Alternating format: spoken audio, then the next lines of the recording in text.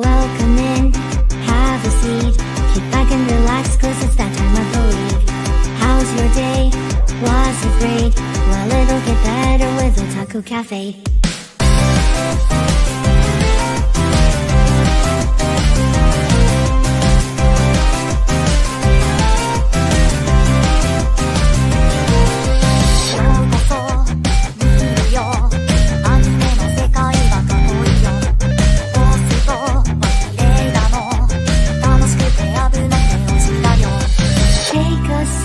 Nostalgia, let the memories bloom.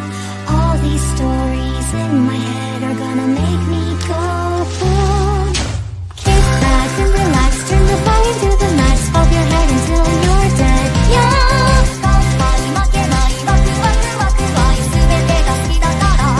Yeah. Kick back and relax, turn the volume to the max. Bob your head until you're dead. Yeah.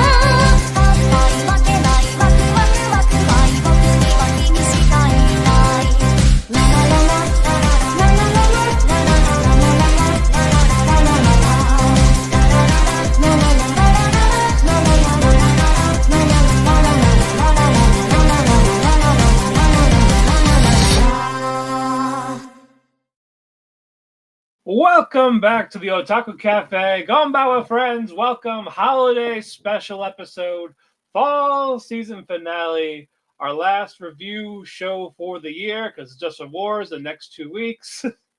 Yeah, buddy. Oh, there we go. Did you announce the dates last week? No, I did not. Okay, yeah. Fall award is December 29th on a Monday, and the annual is January 6th and 7th. I will not be here on the 6th. Yep, so we got to figure out what to do for yours in that one. I will be at Mick Foley. There you go. Well, give him my love. As one love for another. Cannot wait. I paid extra so I can get the VIP, and Mia doesn't like 8x10s. She doesn't get autographs. She only gets the pictures. So I'm like, hell yeah. I'm going to get your 8x10, and I'm bringing my Cactus Jack Funko Pop and having him sign that shit. Nice.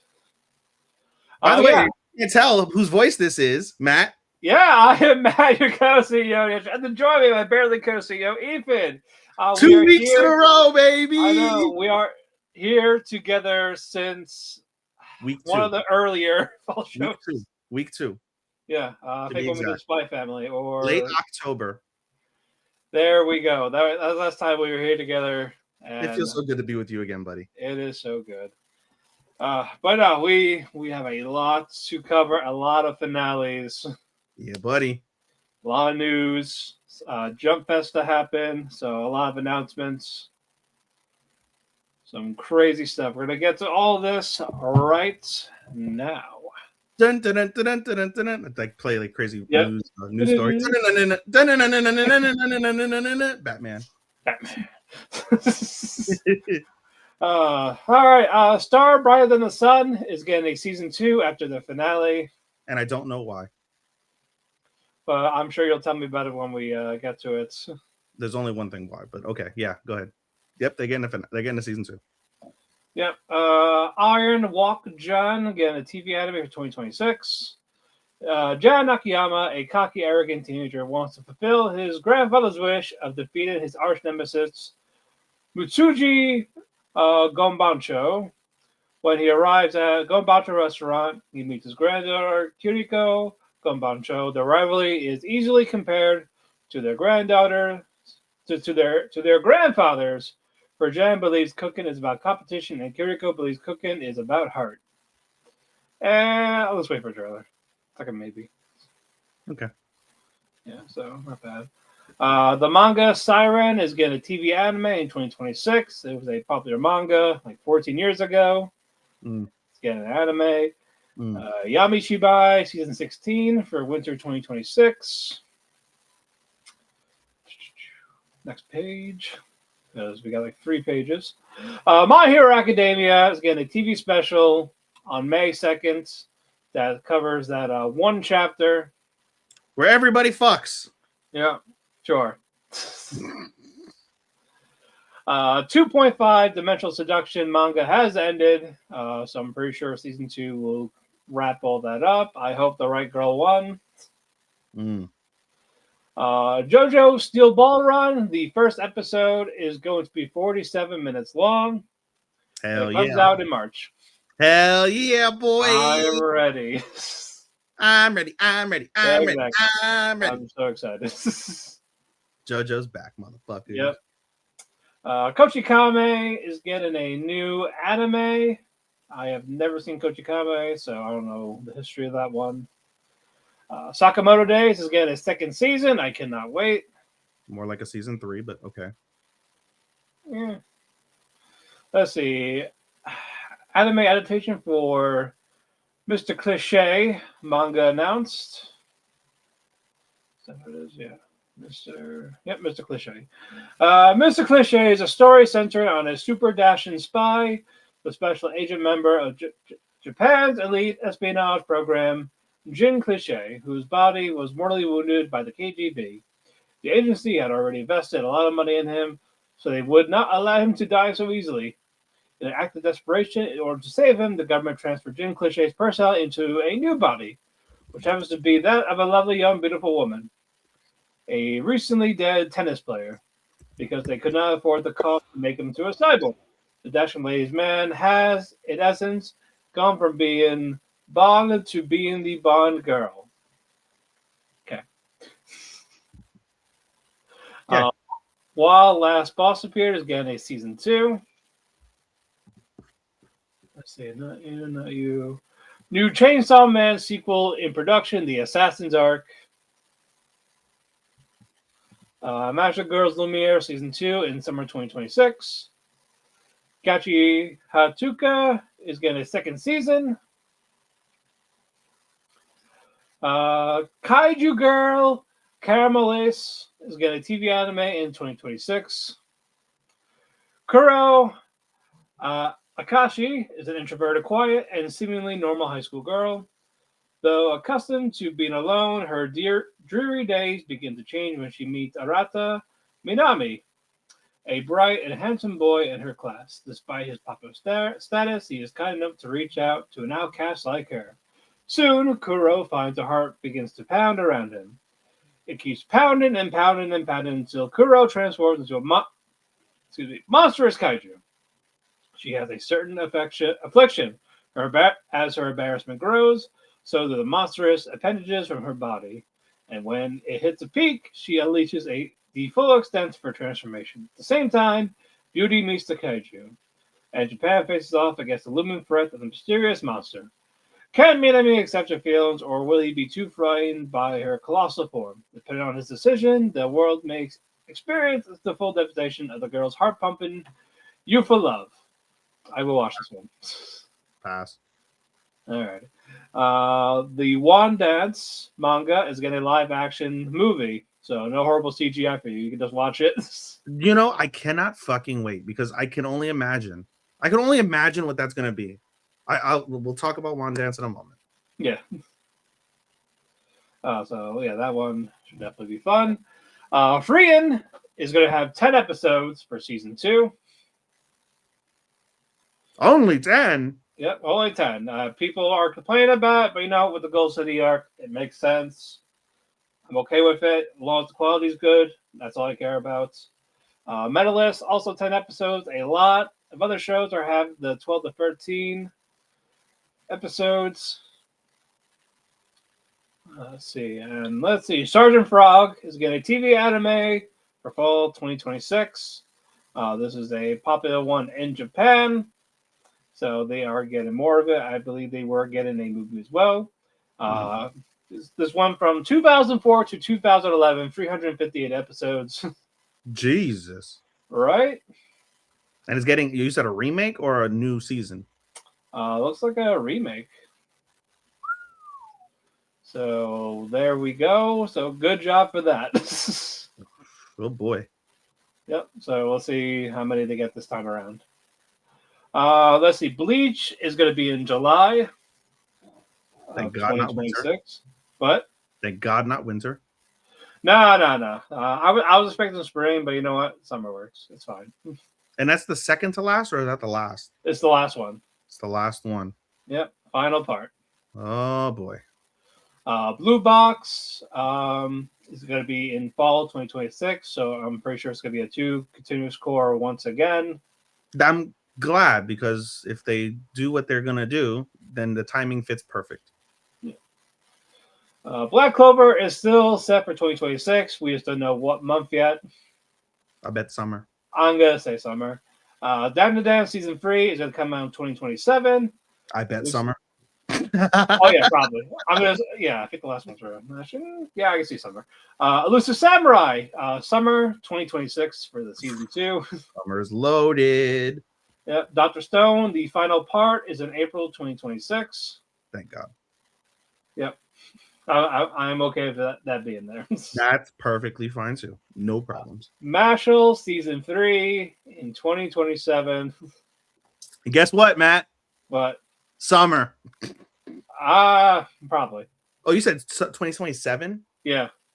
Oh no, that could be winter. Never mind. That could be anywhere. Yeah. Yeah. Kaiju number 8 has its final arc announced. Summer. It didn't say 2026 or anything. It just confirmed. And the first episode for Jujutsu Kaisen season 3 is an hour long. So 2 episodes. Cool. Yep. Hold on. Is there any more? Beastars final season part 2 is in March. Animal fucking. Yay. Yep, there we go. What Zootopia is afraid to do?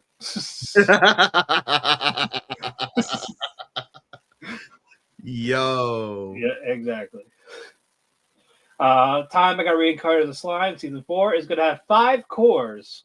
That's fucking been. And again, they're the first one is going to be a continuous core, so it's going to be 2 straight seasons, and then after that, it's going to be splits. So I guess you could count season 5. You can count season 4 part 1 for 2026. Okay. Yona of the Dawn sequel anime is announced as well, and I believe the manga just ended for that. Liar Game, April 2026. There's No Freaking Way I'll Be Your Lover is coming out. The rest of the episodes are going to come out in Japan on January 1st. So whoever was a movie, you're getting it as that. Hold on, we saw that. Oh, you guys talked about that? There's no freak. Wait, I'm trying to. Oh God, Your Yuri one. Yes, that's right. Yeah. The 5 episode movie thing. There's going to be released January 1st in Japan as a movie. I think they're going to release it as episodes in Japan. In Japan, it might come to the country. It might come to Crunchyroll. We shall see. Hopefully, fingers crossed. 5 episodes though. That's fucking wild. Yep. And that is it for the news. Hello, righty. All right. Yeah, that was a lot. Well, I didn't do the news last week, so apologies. No, that's fine. Even though it's funny, Chris and I kind of broke the news like in between like pieces of when we were talking about shit. Right. I don't know if you heard last week's, but we literally had like 3 sections of manga spoilers. We had fucking news throughout. I know. You talked about wedding rings. He said you didn't believe him. We talked about wedding rings. We spoiled. We had a conversation, which I hope, pray to God, Sean, don't listen to it. We spoiled the shit out of fucking Rent a Girlfriend, and then there was a third one that we were watching that we thought I don't. Oh, the latest Rent a Girlfriend. Oh my God, it got worse. I haven't read this week's. Oh. You know, Ruka does not believe in consent. We know this. No, like it went full on hardcore. It went worse. Yeah, she's like, no, because even Kylie said it's done. It is done. It's like, good. Good for you. I'm not done. Bro, she will not take no. Won't take no. Who would have had her as worst girl by the end of this? She's worst girl. Now, yeah. Bro. I don't want an apology. Bro, we all do. Perhaps I treated you too harshly. I was like, Go, pump the brakes. Bro. Awful. If this was America. If it was Kazuya doing this, he'd be blacklisted, shunned. No, yeah, for real. It would be over. But since Rick is cute, it's fine. It's fine. Nobody can tell me otherwise that this is like the mangaka's dream. He's just writing his dream. This is what he dreams about. He's dating Chizuru. Real life, like, bro. Look, they didn't explore sex until Kazuya changed his hair black. Which, guess what? That's the mangaka's hair. It's an ugly hairstyle. He turned himself into a self-insert. It's so ugly. The manga should have been over when the rejection happened. You know what? I just want he's gonna try to outlast One Piece out of spite. He fucking might. I'm waiting for the foreign exchange student lover. That should be coming too. Yeah, I'm surprised we didn't have that already. Or Sumi fucking gets horny for once. That'll be the end of it. If Sumi gets fucking wet, that'll be the end of it. We're done. We're done. You just fucking destroyed the one pure character that's left on the show. We can't protect her anymore. She doesn't know. There's nothing to protect. It's gone. It's just Sumi. Just Sumi's left. Just Sumi. Just redhead. Yep. She's the last one left. Our last hope. She ain't winning. We all know this, but just don't treat her poorly. Poor Sumi. Okay, now I'm done. Yes. Oh, alrighty, let's get to whatever we have left over. All right. Am I starting or are you starting? How many do you have? Survey says nope. I'm all sorts of fucked up. I have 2 penultimates, 3 penultimates, and 4 finales. Okay, you can go. I got about 4 finales, 2 penultimates. We're the same. Okay, I'll go first. Yeah. For the record, guys, I will be binging Gachiakuda. I'm on vacation, so I will find time to binge Gachiakuda. I will. So we can include it. I can include it in my annual. I'm sorry, I'm not getting it to my finale. I know the finale did drop, but I'm waiting for the English. Yeah. So I got 2 more weeks, or maybe 1 more week before it's fully in English. Yeah. So I should be. And if you weren't here, and if you want to hear my scores for Twisted Wonderland and My Hero, you're not going to. What are they, Matt? Might as well drop them. Go ahead. Wonderland 2 3/4. I gave it a 2 3/4 as well. And My Hero 3 3/4. Oh man, I gave My Hero 5. I know. I actually predicted it. No fucking surprise. I like the epilogue stuff better than the stuff before, like the final battle. I liked it all. That is fine. As show as a whole, like the whole series, season 1 to 8, I probably get like a 4 1/4. I gave it a 4 1/4 as well. I really did. I gave it a 4 1/4. Yeah, there was some good stuff, but at the same time, I'll talk about it next week. That's fine. All right, let me go. Yeah, go all ahead. Right. Penultimate number 1, Shabake. Really, I told Chris I really enjoy Shabake. Shabake was fairly succinct and straightforward. Basically, Ichitaro quickly like figures out that the fire was meant for him. So him, Ishiki, and Sasuke are like, all right, let's just fucking meet this guy head on. So they meet him head on. We find out basically that the failed Tsukumagami is in Yokichi, I believe is his name, Yokichi's body. He's the asshole heir to the business that what's it called, that Matsunosuke was working at. And so basically we kind of get we get dialogue. The fucking Tsukumagami is an asshole. So in essence, he uses some spirit power to bury Nikichi and Sasuke under rubble. So it's literally just Ichitaro and Yokichi, or the Tsukumagami. And there's some more dialogue that happens, and using the fake incense, he's able to kind of trap the Tsukumagami, because basically he added some sort of like spirit, like weakening shit or another into it, and the spirit breathes it in and it fucks him up for a little bit. and then that allows Ishiki to basically take out one of the talisman and kind of freeze him and stick it on him. The talisman draws out the spirit, and basically he takes the sword that he got, which also legitimately is a legit sword. And he makes the comment as he pulls out the stuff. He's like, wow, I really got my 25 Ryo, which is a fortune back in 18, whatever the fuck this is. 25 Ryo is a lot of fucking money. But he's like, I got my money's worth. So he takes the sword, cuts the fucking spirit, and the spirit's dead. It's gone. And the fire's slowly smoldering out. And that ends the saga of the Tsukumogami and should end the saga of the murders. The season finale probably will go in depth in terms of reuniting or seeing what happens between Ichitaro and his older brother, Machinosuke, and seeing what happens with the future, and seeing probably the after effects, because Ichitaro, he breathing in smoke, and he got physically kind of assaulted throughout that interaction. So he's probably going to be weak, I'd imagine, since he has a weak constitution. So we'll see what happens with that. But Shabaka as a whole, I thought was a decent end to the mystery. Next penultimate that I have is Wand Dance. I think that's Wand Dance, right? That's done.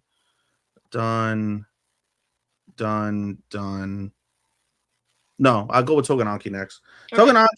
Togenaki, fairly solid. We see Shiki becoming fucking beast mode, basically. And he goes beast mode. He's able to really take on what's his dick? Penis Wrinkle McGee, whose name I'm forgetting. Starts with an M. Survey says his name is fucking it's not Momoka. Who the fuck is this guy? Mikado. Yeah, Mikado. So he basically faces Mikado, and he goes super beast mode on him, and he's able to finally fight fire with fire and puts him on the back ropes. And as he puts him on the back ropes, he loses control of his powers, and he goes into full berserker mode. And we're like, all right, fuck. And then he really kicks the shit out of fucking Mikado. He literally kicks the shit out of him. He's going to kill him. But then for a first time ever, basically, they say, what's it called? An Oni in berserk mode manages to keep his conscious, and a piece of that berserk mode shell breaks, and you see Shiki crying, and he's like, please kill me. I don't want to kill you, and I can't stop myself. So please kill me. I'm like, he's holding back. He's holding back, not wanting to kill this guy. And basically, Mikado is able to kind of temporarily escape using one of the other Onis who's there, and I forget that guy's name, but he's basically kind of there for support. Is he here somewhere? It doesn't say. I think his name is Ko, but I don't remember. Anyway, basically Shiki goes against his other Oni comrade, and he's got him fucked up. And literally, as he's about to kill his comrade, Sensei comes over. Sensei fucking Mudano comes over and is able to block Shiki's attack, and was like, hey, he looked at the guy. He's like, are you going to give up to my fucking student, you little bitch? And he looks over at Mikado, because basically the other Oni, the other captain, was like, how long do you need? I can stall him so you can kill him. And he's like, 5 minutes. Give me 5 minutes. And he's like, okay, I'll buy you 5 minutes. And so he tells the Mikado, though, he's like, listen, shoot like you're going to kill him, but if you kill him, I'll kill you. And he's like, he just told me to kill him. What the fuck is going on? Like, okay, whatever. I'll just shoot him with all my might and hope he doesn't die. So Mudano comes, pins down Shiki with his attack, and Shiki's weakened, and the episode ends with Mikado literally blasting this fucking humongous laser beam. A freaking laser beam. Fucking shoots the laser beam at Shiki, and that's where we end, as the season finale will drop Friday. So decent episode from that. Decent ramp up, I'd say, for Togenaki. I'm enjoying it. Okay. Still got to watch Gachi so I can figure out which one I like better, even though I know Chris and Sean like Gachi more. Moving on. Wand Dance is the third penultimate. Wand Dance's penultimate was really solid. On goes up against Usen in the opening round, right. And they both have really good dance battles. And in the end, Usen beats On. and it's up to Wanda now. Wanda faces Usen in the quarterfinals, and Wanda has a good battle with Usen. The battles are getting progressively tougher for Usen, but Usen beats Wanda, and so that sets up what's it called? Iori versus Usen in the semifinals, and basically Iori is like, you know, he feels bad that the girls got eliminated, especially On. And before his battle, he asks On, like, hey, if I beat Usen, will you go out with me? And On gets pissed off. She's like, the fuck? This is the wrong time to ask that question. That's not like you, because you don't dance for anybody but yourself. And if you keep going, I'm going to say no and not even watch you battle. So, no, let's not do that. And also, do you want to see the students? Do you want to see, like, all the people in your team, like, seeing you battle for somebody other than yourself, therefore negating your true self in this battle because you're worried about the wrong things? And Iori's like, yeah, you're right. All right, fine. Whatever. It is what it is. And then we get a really, really, really good battle between Usen and Iori. Again, the CGI fucks it all up, but there was a couple moments with the CGI that weren't that bad, but the CGI still fucks it up. But nonetheless, really good battle. Iori kind of fucks up a little bit in the battle, and he's thinking like, fuck, like that really doomed me. But he gets lucky because the third like song, he, I don't know, pulls something out of his ass, and he fucking, not literally, but like he pulls that like inner fighting spirit of dance out of his ass, and he fucking puts it down in the third set. Because in the semifinals, instead of dancing like for like a full song, so let me break this down. Let me go back for 2 seconds. In the battles beforehand, you get one song, you split the song in half, one dancer goes, the other dancer goes. In the semifinals, you get a 1.5 minutes of 3 different songs. So basically, they dance one song. He does pretty good. He does the second song. Usen does better, and which is interesting because the second song was also his specialty. He dances house music, and he fucks up in his specialty. And then the third one is like just like kind of like a hip hop beat again, and he bodies it, destroys it. Usen still does really well, but in the end, Iori wins. So Iori's in the finals. Meanwhile, his boy Kabe from the Cypher group, Kabe's dominating. He's doing well. He's in one semifinal, and Kabo our main character, manages to find his groove, and he's in the other semifinal. And before they both make the semifinal, Kabe and Kabo have a conversation back and forth after Wanda loses specifically. And Kabe is like, listen, Kabo's like, Wanda gave her best. She did her all. That's all we can ask for. And Kabe kind of goes into like, he tells him a little bit of a personal story. He's like, I've always been on the short end of stick in life. I've never had anything I want go my way. I've always been looked down upon. But the one place that I dominate the world, in my opinion, in his opinion, obviously, but the one place I dominate the world is in dance. Dance for me is far more than winning and losing. And if that's your mentality, then you're a loser. You're going to keep losing, and there's no way in hell you'll beat me. And it kind of lights a fire under Kabo's ass. This is right before his quarterfinal. They have this conversation. It lights a fire under his ass, and they end their conversation with like, if I face you in the semifinal, I'm going to give you everything I got. And that lights a spark under Kabe. And so that sets up our finale for Kabe versus Kabo in the semifinal. And then whoever wins is going to face Iori in the final. So big stakes when it comes to the dance competitions. I just hate the CGI fucks this up. Yeah. I tell you what, Matt, if the CGI wasn't so ass, I would put this. I had it in my original list, and then you showed me the CGI, so I was like, on second thought, I'm good. Everything about the show is amazing except the CGI, Matt. If that didn't happen, I would have 100% watched this. Matt, I would put this at number 2. Or no, I'd put this at number 3. If the CGI didn't exist, it would be number 3 on my list right now. Gotcha. That's how good everything else in the show is. So that is a shame, though. It really fucking is, dude. It loses a star off the bat just because of the CGI. I can't rate this higher than a 4. I can't rate this higher than a 4 because the CGI literally kills a star. Just the whole star kills it. I don't blame you. Kills the star. It's gonna be a 4. No matter what this does, it's gonna be a 4. I can say that much. Right. Okay. Just there's everything else. Everything else is just it's wonderful. It's really good, Matt. Everything else. Okay. Anyway, all right. So that's my penultimates. We'll go with the finales first. And boy, I had some decent fucking finales. All right. Yano-kun's Ordinary Days was the weakest of the finales, basically. I think, in my opinion. We see there's an onus basically as we find out the truth. There's an onus, I should say, let me back up. There's an onus on the mystery girl that we finally learn about.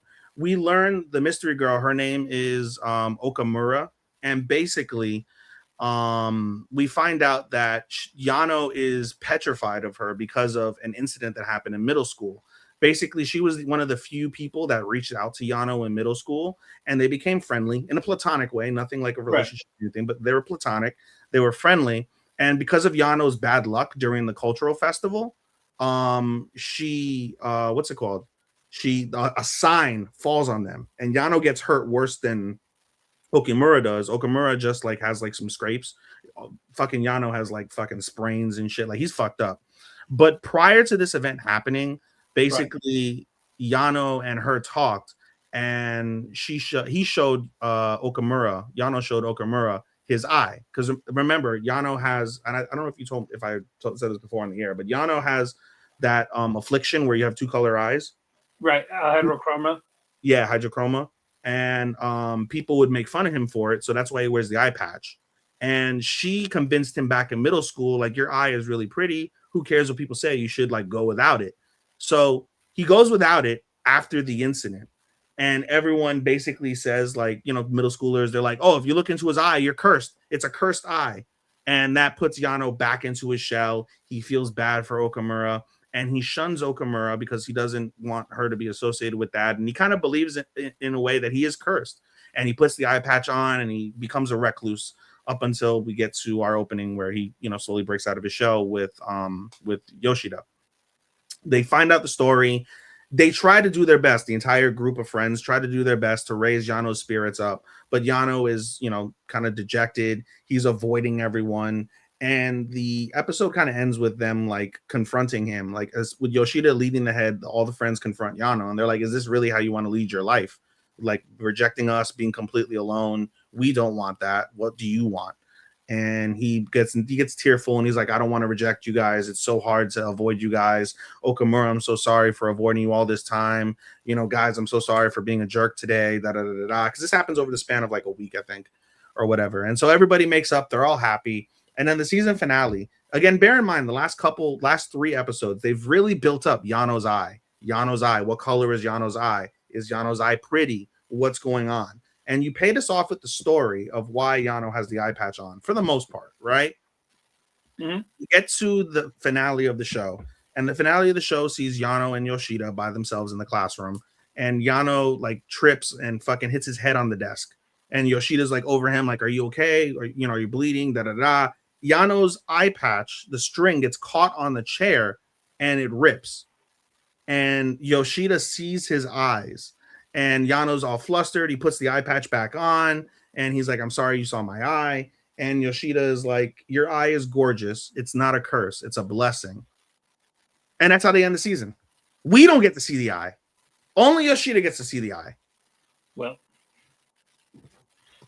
you built up a payoff, and you gave us a half nut. Bro, it's like, that's a ruined orgasm. You gave me a ruined orgasm. They edged you. Ridiculous.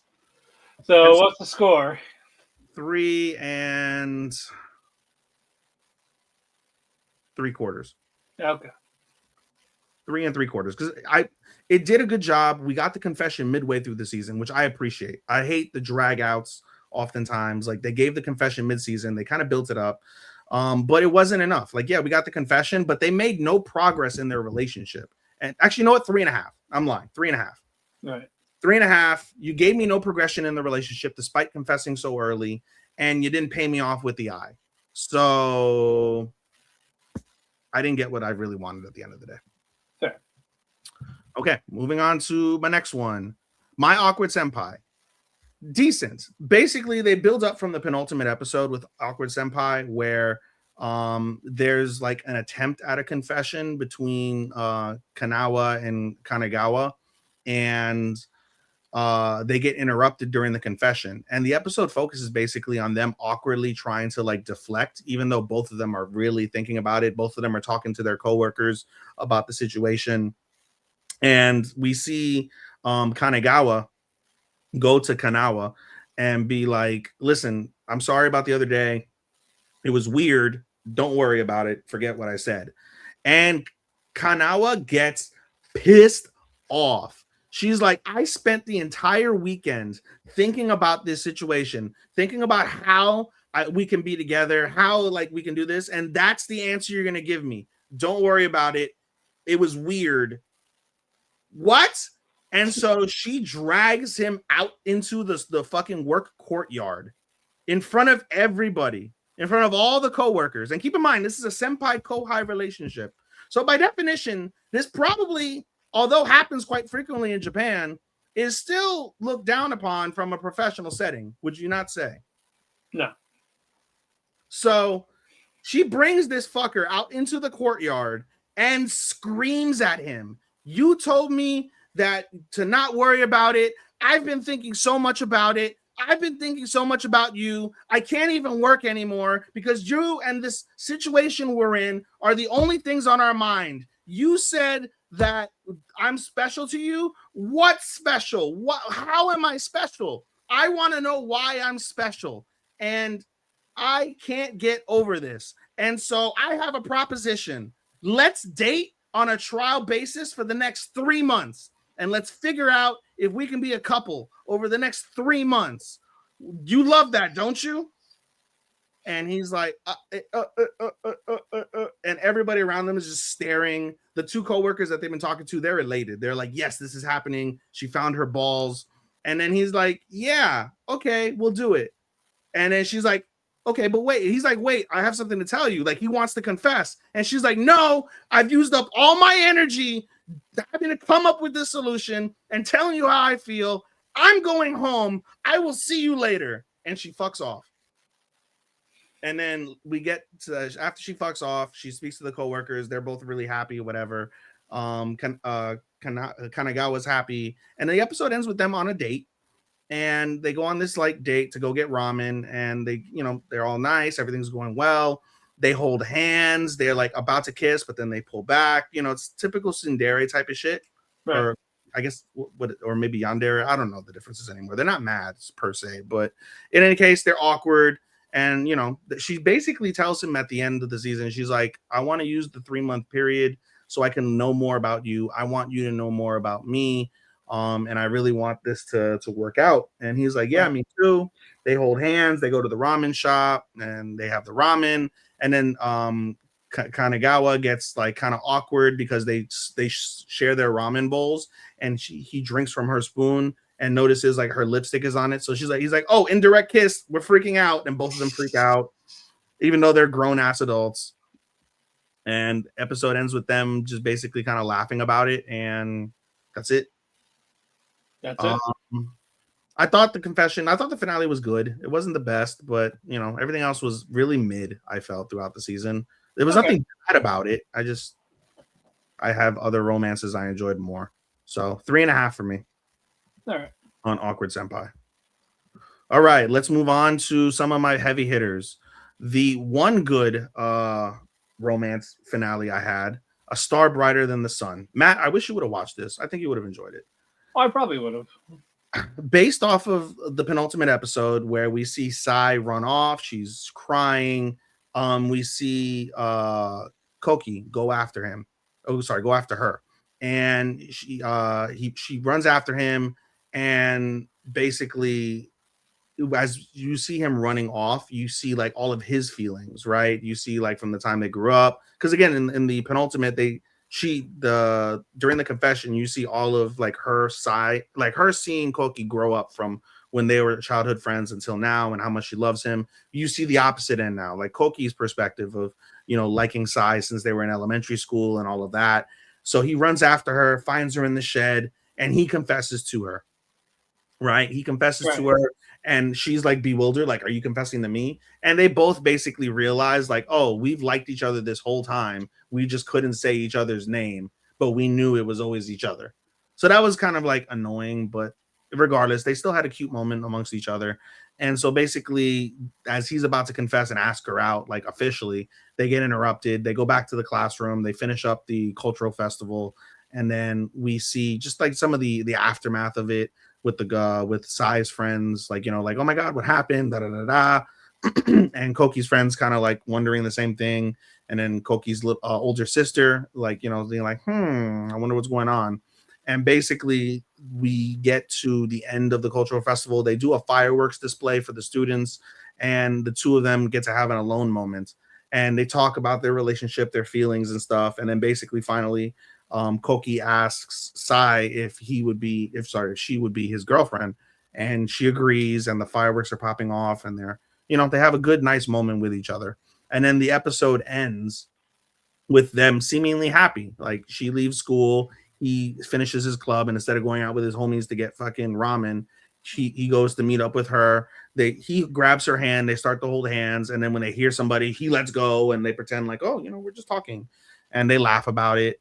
And as this is all happening, we kind of see basically the other people, which is where they try to build up the season 2 you alluded to. We see the two girls talking about the relationship. We see Koki's friends talking about the relationship, and then we see our one outlier, who is I always forget this fucking guy's name.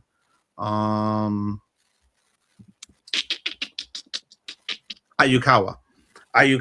He's wondering because he has an interaction earlier with Koki where he asked Koki, like, did you make Sai cry? Iwata cry? And Koki kind of like throws his like arm off because he grabs him by the shoulder. So he throws his arm off his shoulder and he's like, I'll never make her cry again. Runs off.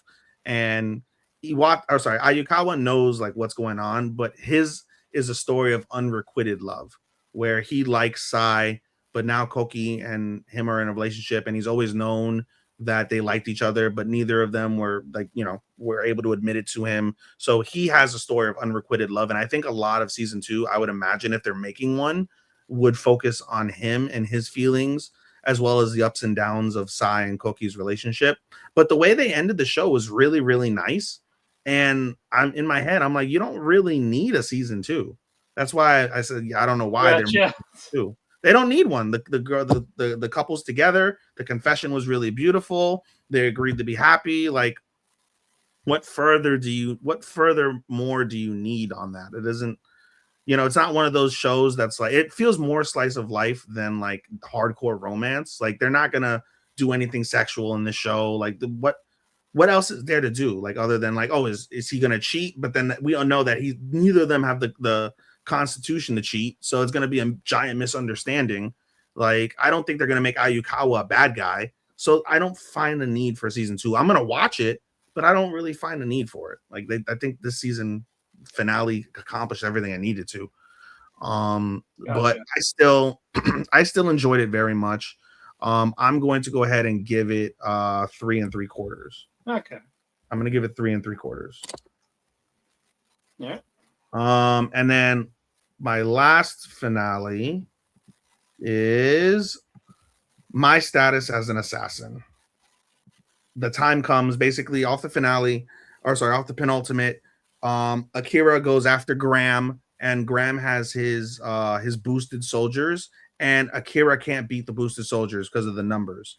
And so he basically devises a plan to escape with Emilia and save the other two like people that are there.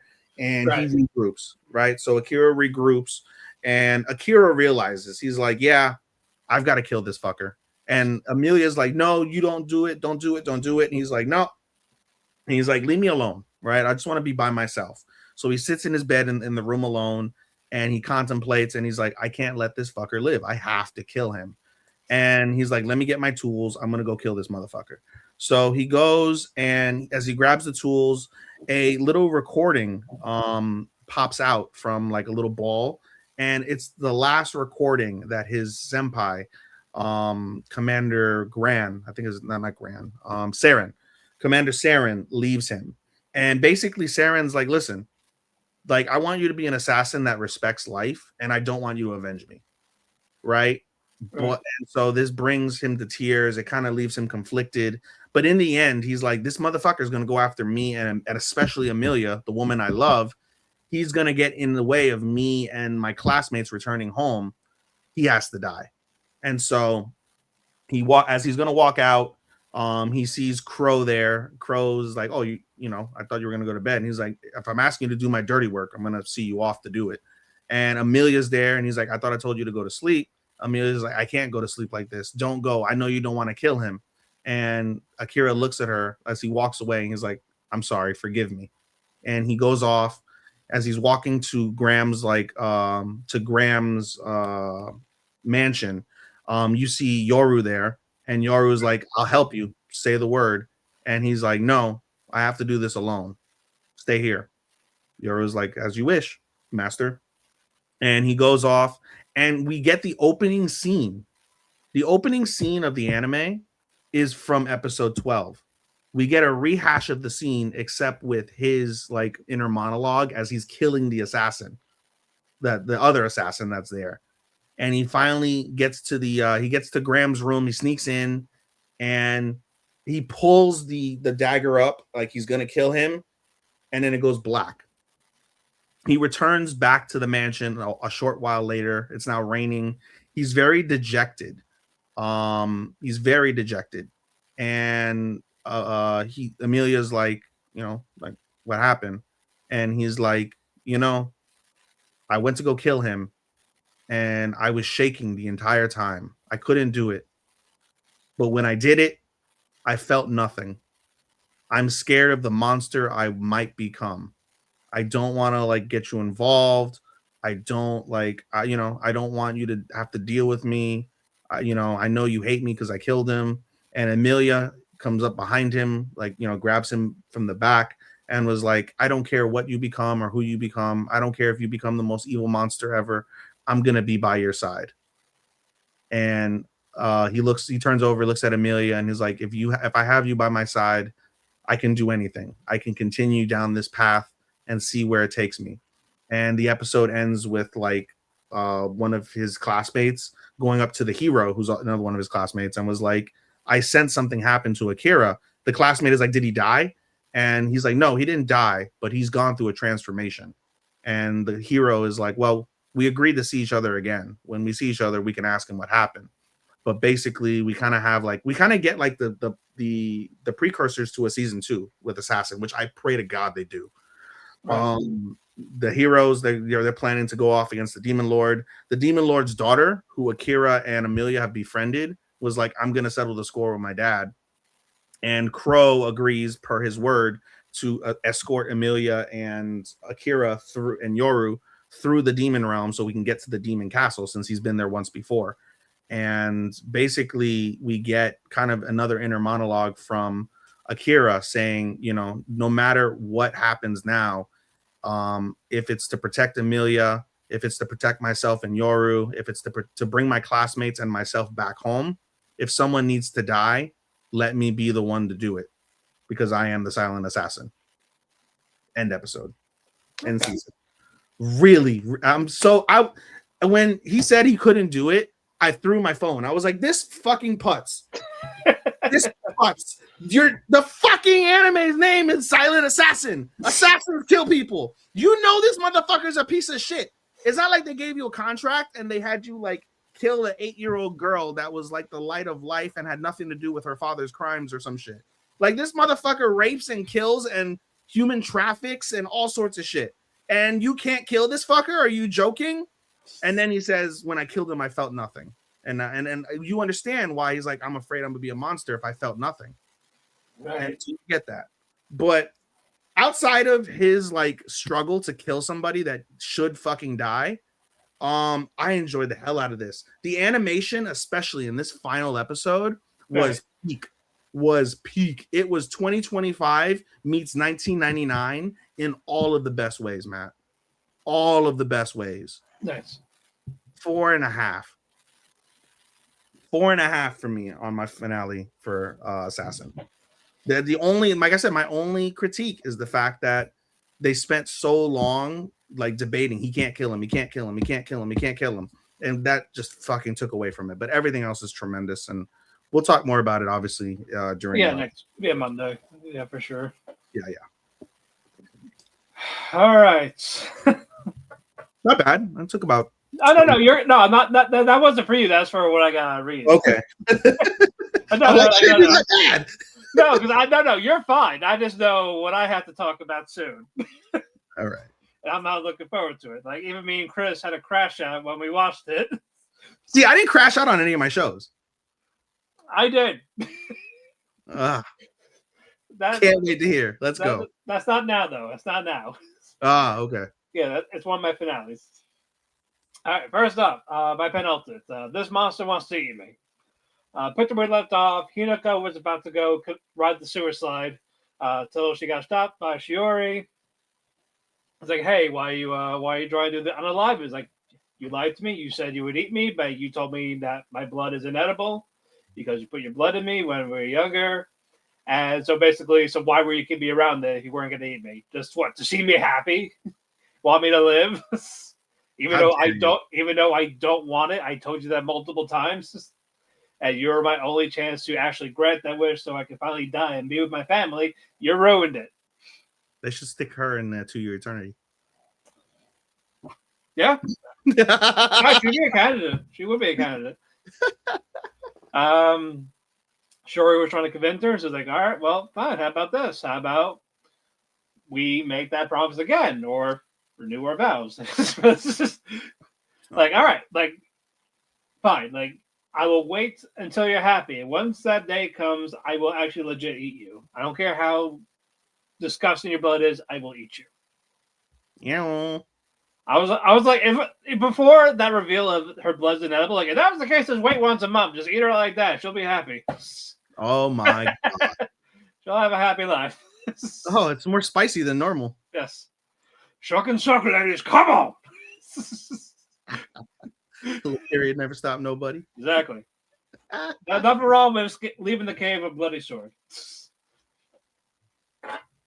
There true. you go. So they do like a little pinky promise of it, like a blood pact, like cut her finger, seal it with a kiss, bit her lip. That's gonna happen. No matter what, when that day comes, I will eat you. And my head is like, but she didn't say when it would happen, so she should just wait till she's an old lady, let her live her life, and then eat her. Yeah. So the loophole, bitches. So yeah, now they made up. Shiori, Hinako, they're fine now. Miko comes over and she sees a little cut on Hinako's lips. Like, so what happened here? Oh yeah, Shiori bit me. He's like, what? Did she now? Say, like, why are you guys being all friendly again? Because Miko does not like Shiori because the whole wants to eat her, and 2 yokais, so they don't get along. Well, one shrine god, Shiori is a deity. Yokai, sorry. But yeah, they don't get along for one of those reasons. And pretty much Miko's like, oh, I'll be right back. I gotta go to the store. I gotta get ice cream for us. It's hot. Shiori, you're coming with me. Like, what? Like, no, you're coming with me. Now. Yeah, basically. And then like, all right, what the fuck happened? Like, oh no, we just redid that promise, and you know she wants it. Why stop it? Like, this was the only thing I could do to make her not drown herself. So if you have a problem with it, talk to her.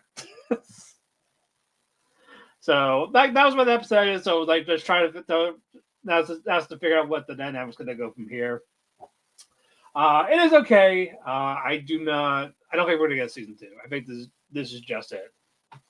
But not bad. I like the supernatural stuff. I just wish that was explored a little bit more.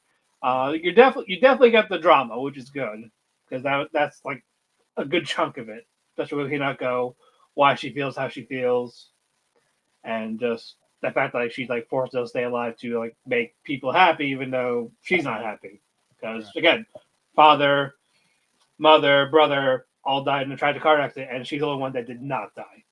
Hello, so mother. Survivor's guilt. Hello, father. Exactly. Really bothers. Next up, Fated Magical Princess. It's time for the Autumn Festival. Anastasia's father shows up, so does Felix. Mm. Because Claude has to go to the offering, get offered for the Harvest Festival, Mm. and he wants his daughter to come with her. Mm. Okay, that type of thing. Mm. Lucas, meanwhile, he's at his tower. He's looking for the source of where the dark magic was coming from, Mm. and it went back to his old tower. So basically, the person he's looking for went into his area when he wasn't around. No. So, and of course, he's reading dark magic. Nah. So like, well, all right, and then he sees in his magic mirror that Anastasia is in the basement level of the tower, because Claude mentioned to Anastasia, like, I give this offering to the Great Wizard, aka Lucas. Mm. So the one who made himself younger to basically train at their palace, but Claude doesn't know that that's the same Lucas. Mm. So that's gonna be a fun encounter. But Lucas is not there though. They're at the bottom. They see the crystal and all that. Beautiful, beautiful visuals. And as Athy gets close to it, you see dark magic wrap around her to consume her. And Claude goes in, and it's like in their subconscious, like where she's drowning from the water from the dream locust. And as they're both being pulled under, Claude basically pushed her down out of the way so she could not be in this. Mm. So now Claude is comatose with the protection magic. Like he's trapped in it. And Lucas finally shows up and is it's like, what are you doing here? Type of thing. Mm. And Athy's trying to go in. Lucas cannot break the barrier, because to break the barrier, it's got to be someone he trusts. And the fact that he basically used a spell to basically turn off his emotions, like no one knows who he really trusts. Mm. But his daughter is just like, I'm going in then. Like, as he remembers, like, old Felix basically, from Felix, or his right hand man's like, yeah, he still trusted me, even though he kind of dispelled all of his emotions, type of thing. Mm. So I'm going to go in there. Lucas is like, not a good idea. And if you go in there and if you're stuck, you're both trapped, and I cannot save any of you. And he's like, no, my dad needs me. He's the only family I have left. So like, all right. You just gotta find his core memory, and once you find it, that's where you could try to wake him up. And as she's in there, she actually sees his memories, like how Claude and her mother met, how they met at that village for the autumn festival, and then when they got married, and then she got pregnant, and Claude didn't want to have the baby because he knows like when she gives birth, she's gonna die, and she says she still wants the child. Should have pulled out. But then she said, I want this. It's our child. It's going to happen. Mm. Gets pregnant. The baby comes out. Anastasia is born. So eventually she does pass. Mm. Claude is like distraught. Like he's very upset.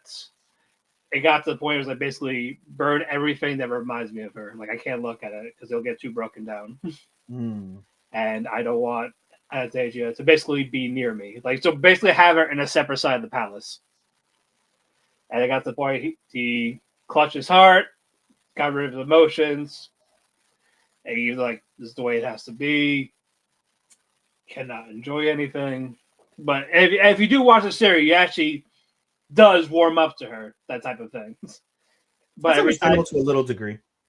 But every time he does try to show that emotion, his heart is like, it like clutches him, like he's having a heart attack. Yeah, it's a broken heart. Yeah, very, very much broken heart.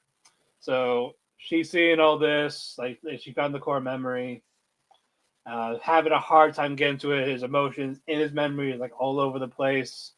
And as she's trying to call out to him, that was where the episode was like, ah, damn it. Sounds good. Oh no, I very much enjoy the show. Yeah, not the crash out yet. No, that's hold on. It's coming. It might be next. I gotta see if I have any other penultimates before I do. I'm double checking. Making my I have one more. Mangaka's Weirdly Wonderful Workplace. For Futami, Volume 2 of her manga is coming out. Like, it's already printed. Got the early copy. She's happy.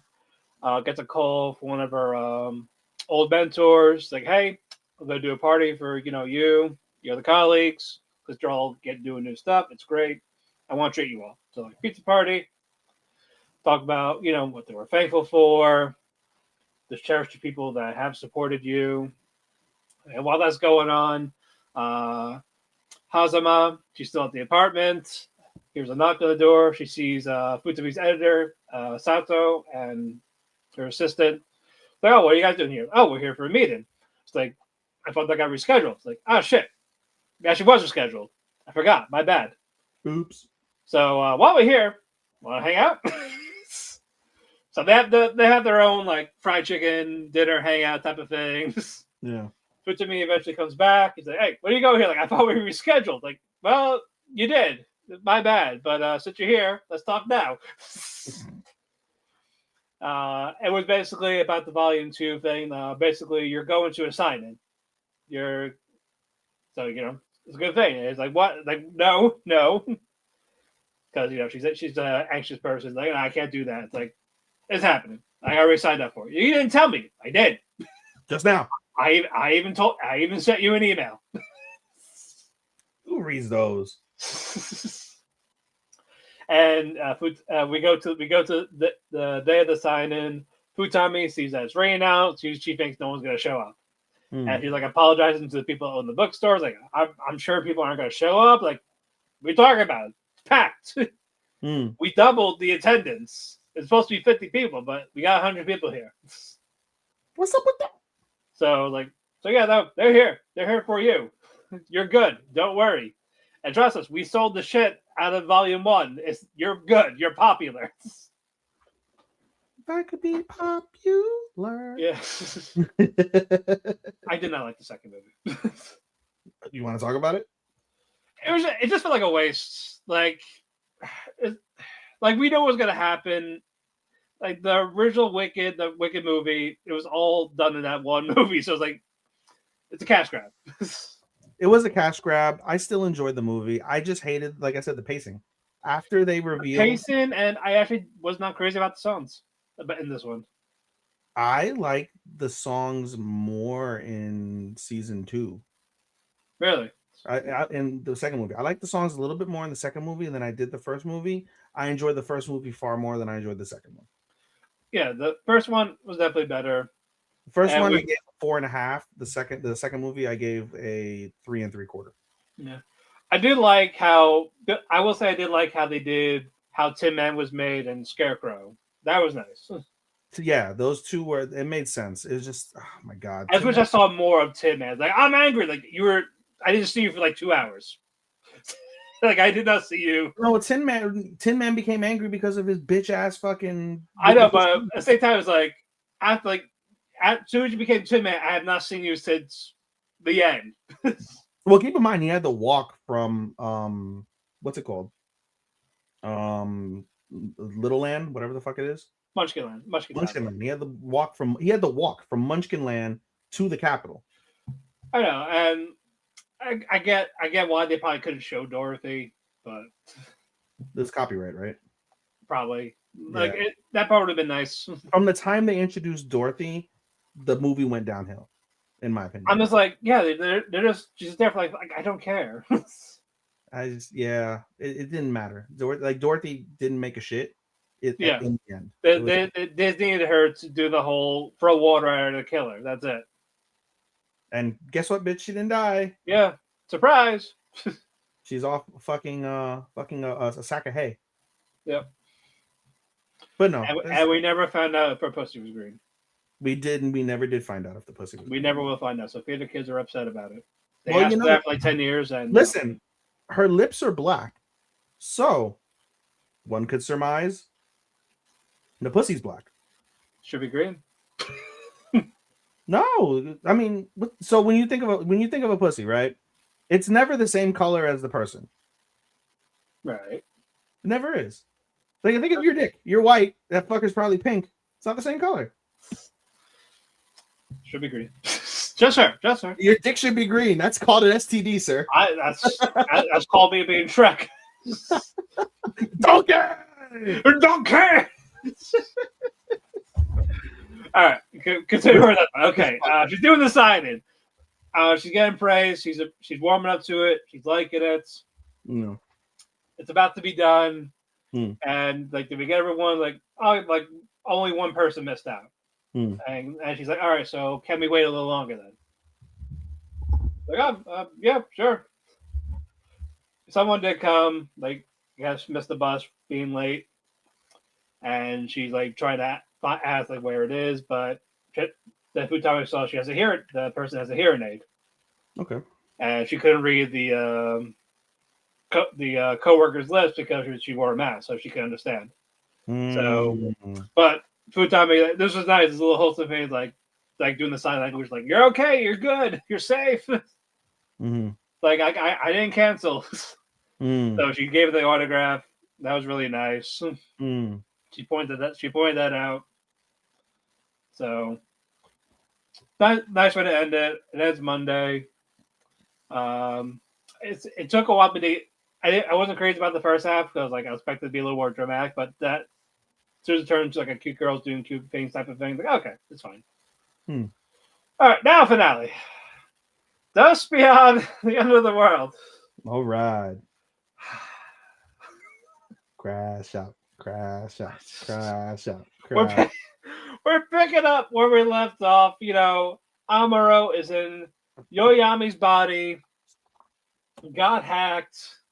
So she goes to Akira Yandere style, stabs him in the chest, tries to rip out his core. Because guess what? Surprise, surprise, Akira's an android. He was secretly an android. He's like one of those sleeper unit type of things. Didn't know until it got exposed. And Yugure is trying to fight Yoyami. Yoyami's having a little struggle with herself, and then the subconscious Amuro. Amuro, basically, she wants to be with Yugure and Akira, yet those two don't want her. Like, hey, we just want a marriage. We want this Elshi poly thing. It's okay. Accept it. Amuro was like, no, bullshit. And she got swindled into transfer her consciousness into the android's body. Like, oh, maybe if you're an android like them, maybe you got a chance type of thing. So I'm going to use this to manipulate you. And our surprise not villain was a villain the whole time. Yokarata, I was disappointed at too, which she wasn't a villain, was fighting Hakubo because Yokarata was the one that back then figured out how to hack people who have these nanomachines in them and want that little implant. He got stopped. Whoopee. Yoyami, she gets finished off while Akira's bleeding out, still dying, while his core is out of his body, but it's still like attached. Yugure sees him, so she's like, "All right, so I'm gonna rip mine off, plug mine into yours. You're gonna take my power energy, so I'm gonna die." I'm like, "Why? Why the fuck not?" I was like, "All right, why?" That's happening. I forgot who stopped her. Who gives a shit? Yeah,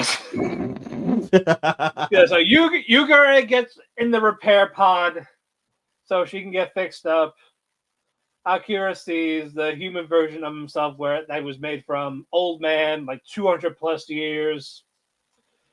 He's like, I'm sure you have a lot of questions. Oh, by the way, the whole Elshi thing, yeah, that was my idea. You know why? Because get with the fucking times. You can date multiple people. You do same gender, different gender, all of that. Like, it doesn't have to be just a marriage, especially with the population being gone because of the whole AI war. So it just helps out, make it faster. Cool. And he's like, all right, my time's about to be up. I must go die now because I'm over 200 years old. I waited for this moment to die. Yeah, basically. And fucking Yugure, she all good as new now. He had no scar or anything. Oh yeah, by the way, Akira, that's why let you know that Toasa said she loves you. He's like, good. Dies in his sleep. All right, he's done. Alrighty. Another time skip. Also before that, Yoyami. Yeah, like she's gone. Like she could be fixed, but all her memories are gonna be gone. So she's gonna be like a brand new android. Amuro, who had her subconscious in that android, like, oh, she's fine now. She's back in her body. I'm like, how? I thought it was irreversible. Don't answer. So she's comatose. For how long? Who knows? Things are starting to go along. Yugure and Akira, they go to Towasa's grave, and I'm like, why? We know she died. Why didn't you say it? You could have said it the whole time. You didn't. It's not like a big secret. She would have been 200 fucking years old. No shit, she died. Why was this a big secret? The whole time, every time they brought up, that's classified. That's classified. She's dead. It's not classified. She's 200 plus. Bro. She should have a long time ago. Listen, Jeffrey Epstein's dead. It's still classified. Apparently. And then Yugure and Akira, they were talking like, all right, well, okay. I introduce you to Toasa so we can get married. Oh, by the way, how do you feel about Amuro? Yeah, you know what? After all that, I kind of like her like that. Oh, what a coincidence. So do I. All right, let's go tell her. And they are by her bed when she wakes up, so we get no confirmation on that. But I'm just like, I wanted to love it. It started good, and then it came to some of the most generic, shittiest writing, and just it lost the plot. And I was like, all right, I'm done. 2.5. 2.5. Bro, what a fall from grace. Yeah, I'm like, if it kept going the way it was going, I would have given it 3 3/4. But no. Bro, you rated it worse than Wonderland. Yeah. That's saying something.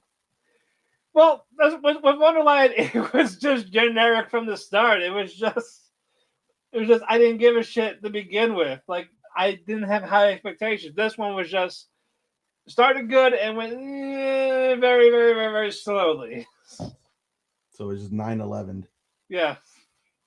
But at least that's funny. Huh? But at least 9/11 is funny. Jesus. Okay, moving on. All right. Where am I? All right, Mechanical Marie. Good finale. All right.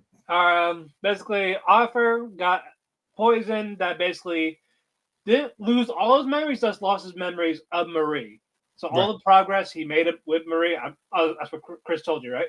Yes. Okay. All right. So Marie is infiltrating Arthur's brother's mansion, trying to look for the antidote.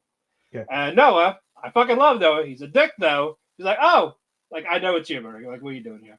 I was like, oh, you're looking for the antidote. Oh, I know where it is. Puts her on a wild goose chase, basically. It's in the kitchen. No, the chef threatened to kill her. It's in the library. Oh wait, no one has used that in a long time.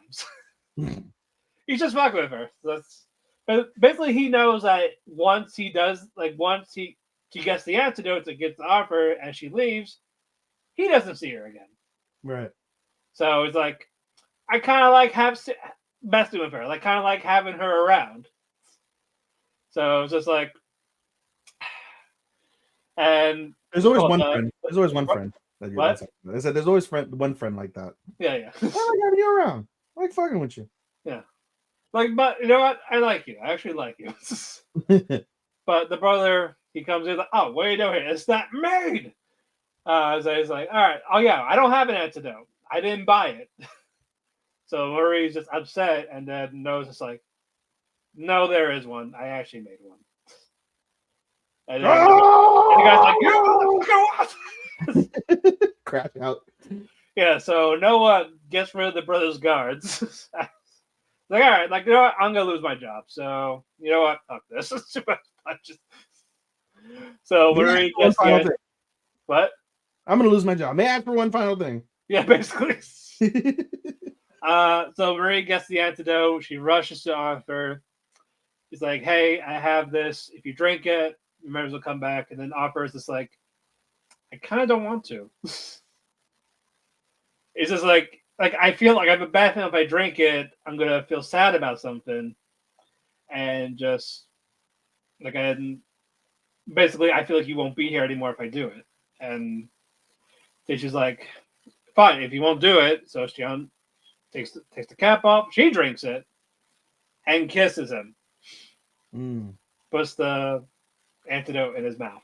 Yeah. It's like, look, I was never a robot.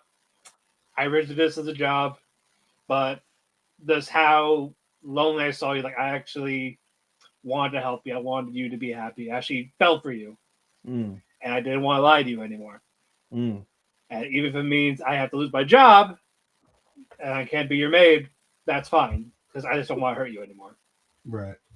And so she says goodbye. She's like running. Hopper gets his memories back, and he's actually chasing her down. It's like, hey, do I get a say in this? No, you don't. Basically. Nah. And it's like I didn't fall for you because you were a robot. I fell for Marie Evans. I fell for you. Like, I love you. I want to, I want to be with you, type of thing. Right.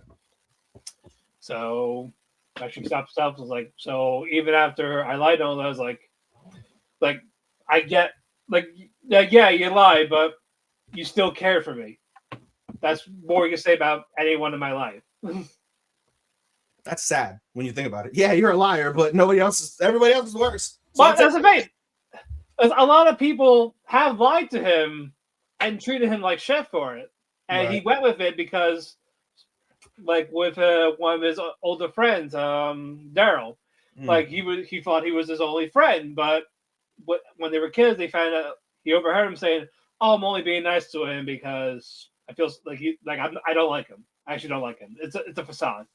So like I'm screwing him over just to hang out with the bullies, basically. And he overheard it, but he let it go because like, well, at least someone's talking to me. Sad. It is. No, I didn't feel bad for him. But no, they get a marriage ceremony. Before that starts, though, Arthur goes to his brother and says, "Look, you can just have the inheritance. Like, it's yours. I only because I thought I had nothing, but I got Marie. I don't need it. I should have given it to you a long time ago." And he's like, well, okay, type of thing. It's like, I'm rich. Basically.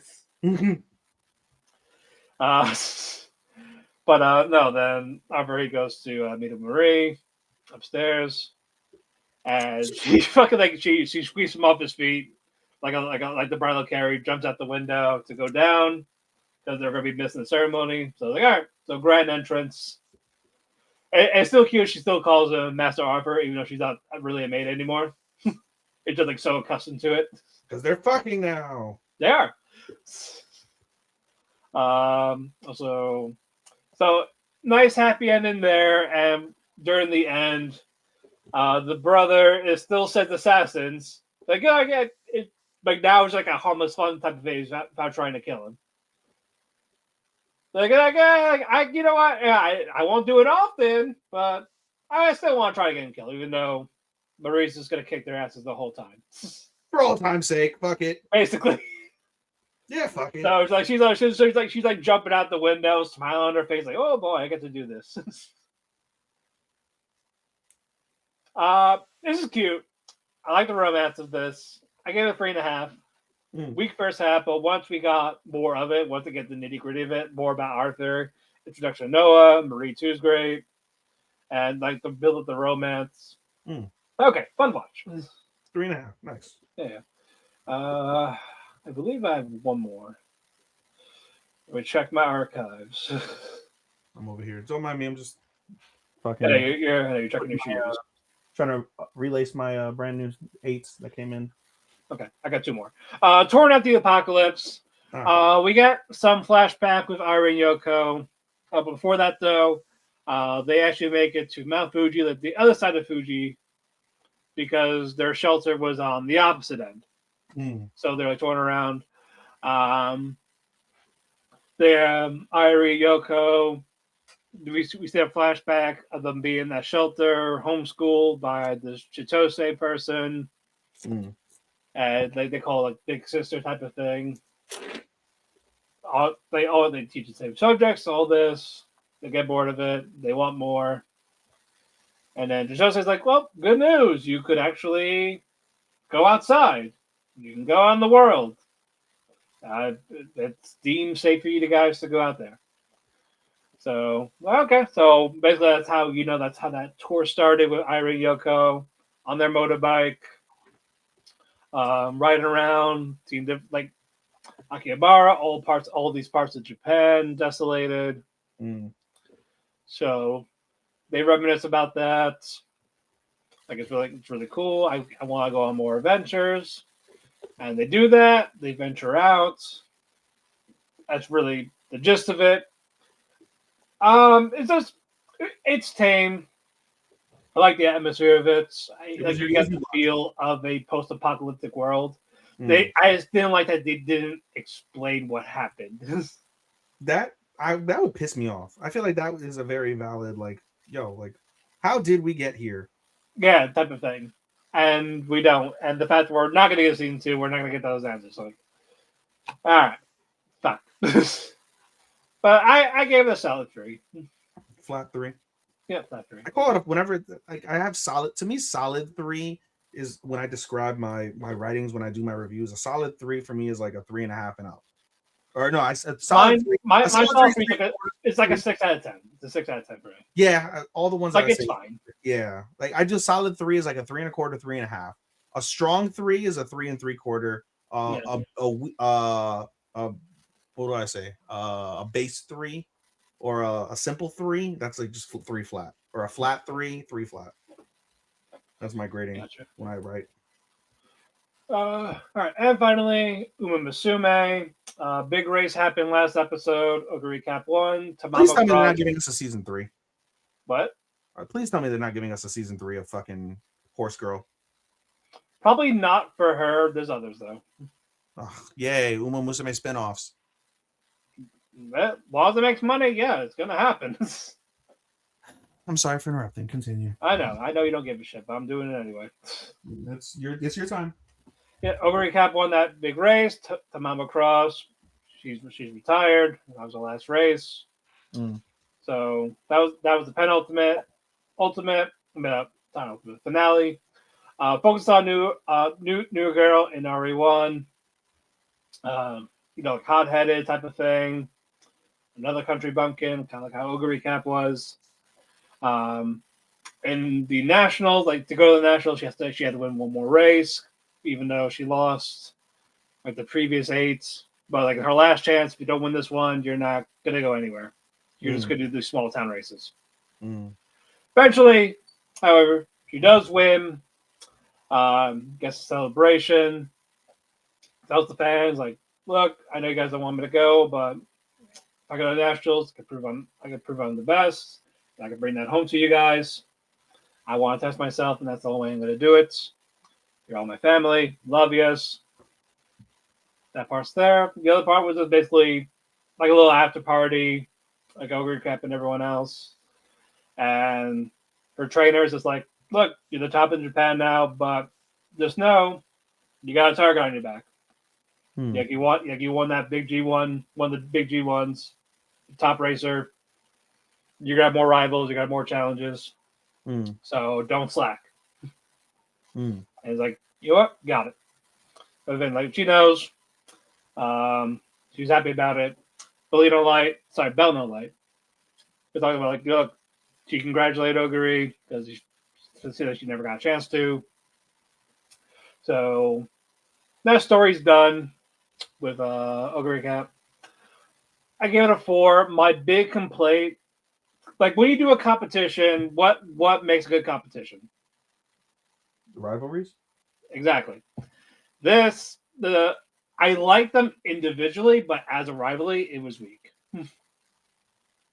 Like you had they have 3 races. Only 2 of them were like the main focus. Like 2 of them were focused, but the first one was in part 1. And the other one, it was more about obey your master or real word, pay your butler, same person. Like she got in the middle of it in their second race, and then with the retirement one, the really good race, the rivalry themselves was the weakest part. Yeah, that makes sense. So if they had that, yeah, I probably would have given it. But with the 2 parts altogether, 4.25. But like I said, I like the race. I like the characters. I just wish I had better rivalry.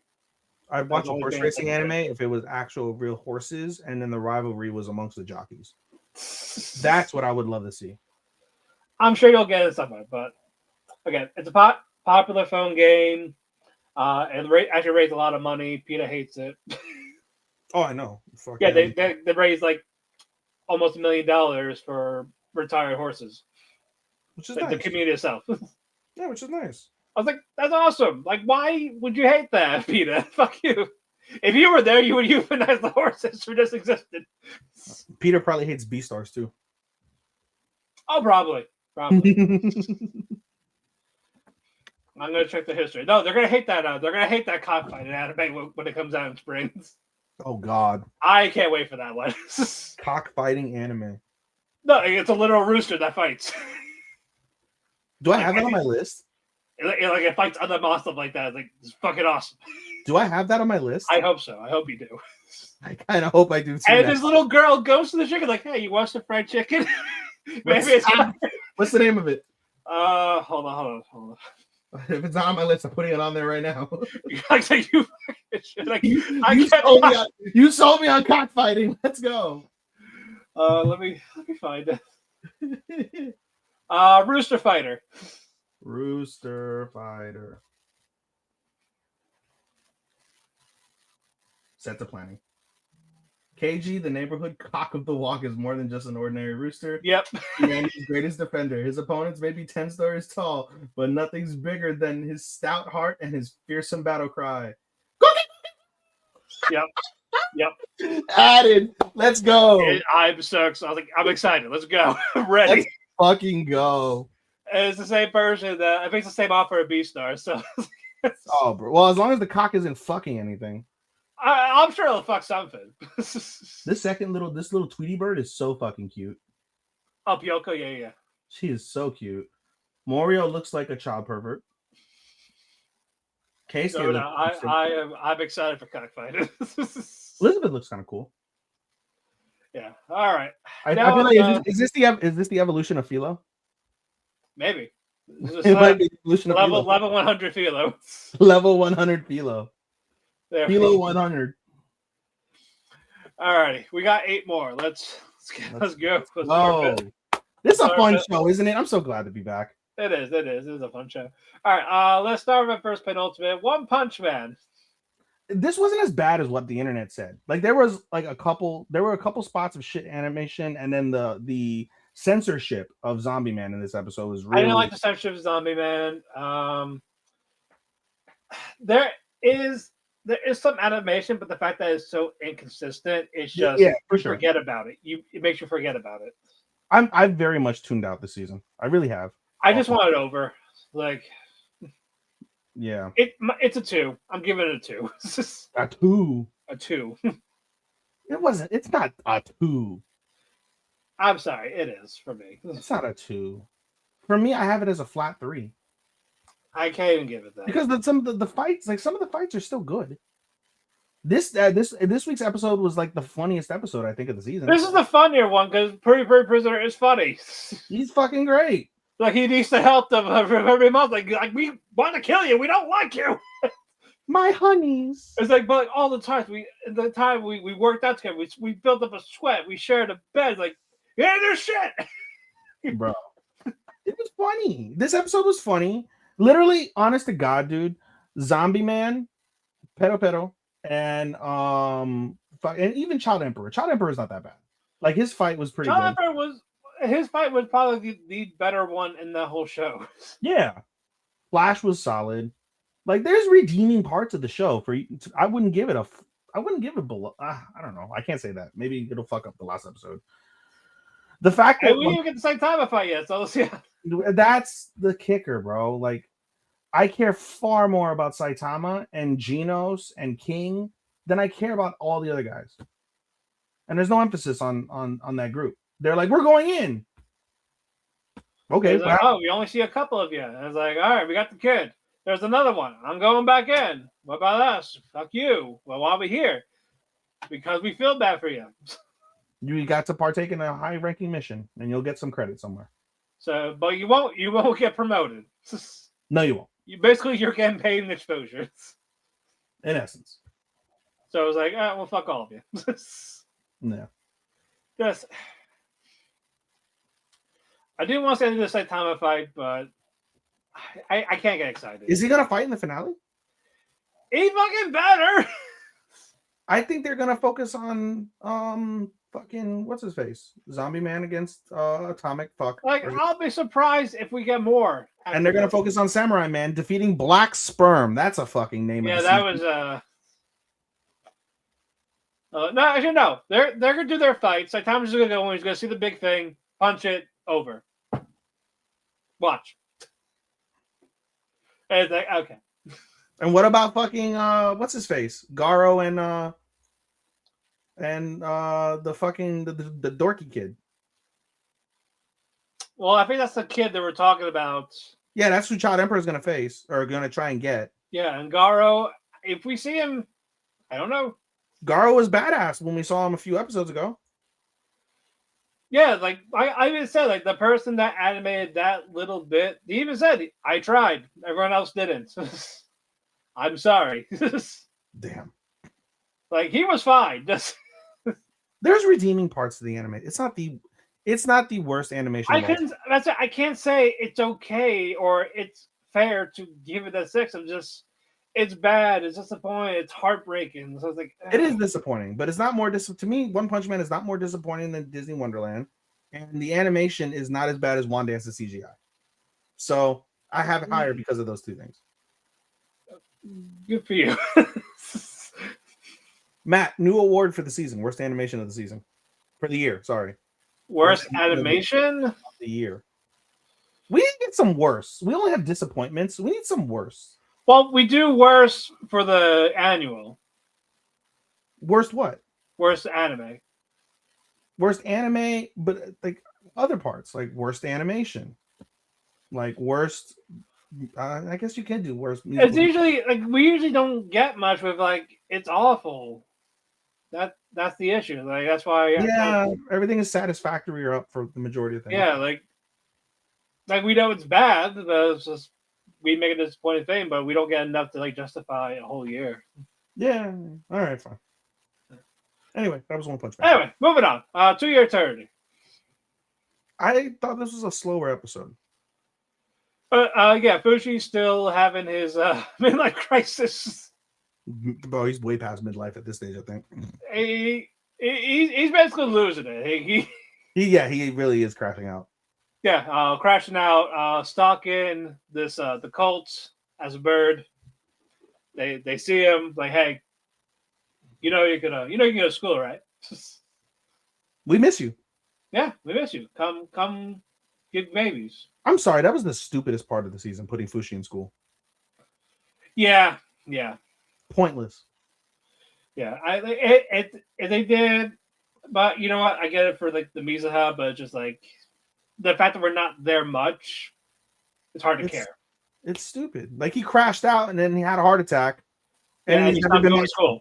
He's never been back. Yeah, he only showed up like 3 times, I think. It was pointless. Yeah, and they explored more to school, sure, but the fact that they don't, it's who gives a fuck. They should have put Fushi as like a construction worker or something, or be a janitor like Bon, or a janitor, because Bon is still the GOAT. Speedwagon. Yep. But like stalking them. What else? I mean, you can talk about how what's her name? Fora?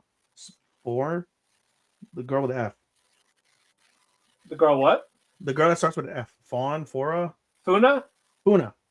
How Funa basically Mizuha is normal, and then when Funa is with Mizuha, she draws out. Yeah, they go to knocker form basically. They go to knocker form, and that's how they find Fushi. And they're like, hey, you can come back.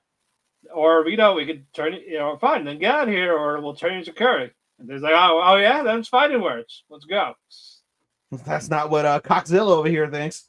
Yeah, and then the Fushi sees the that one kid like, hey, we're gonna negotiate a peace. Let's shake hands. The Fushi's like, that's not how it works. Okay. That's how things start. Because Fushi's not adept to 2025 peace negotiations.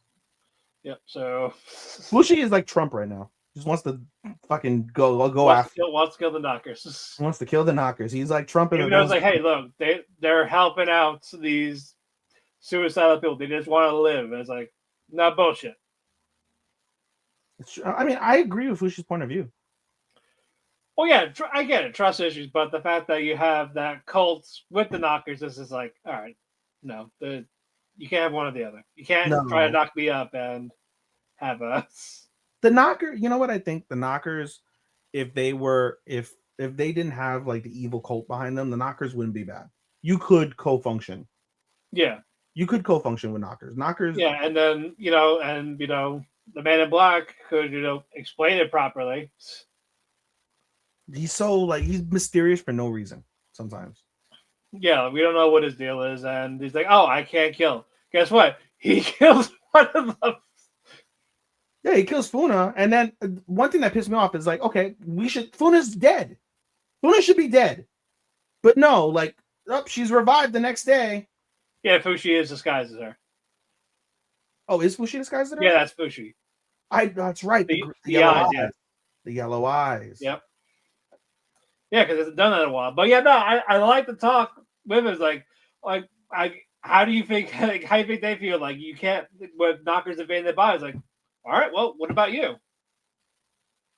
But why didn't Fushi just replicate her body and then have her spirit? Where's her spirit? Is her spirit not on the realm anymore?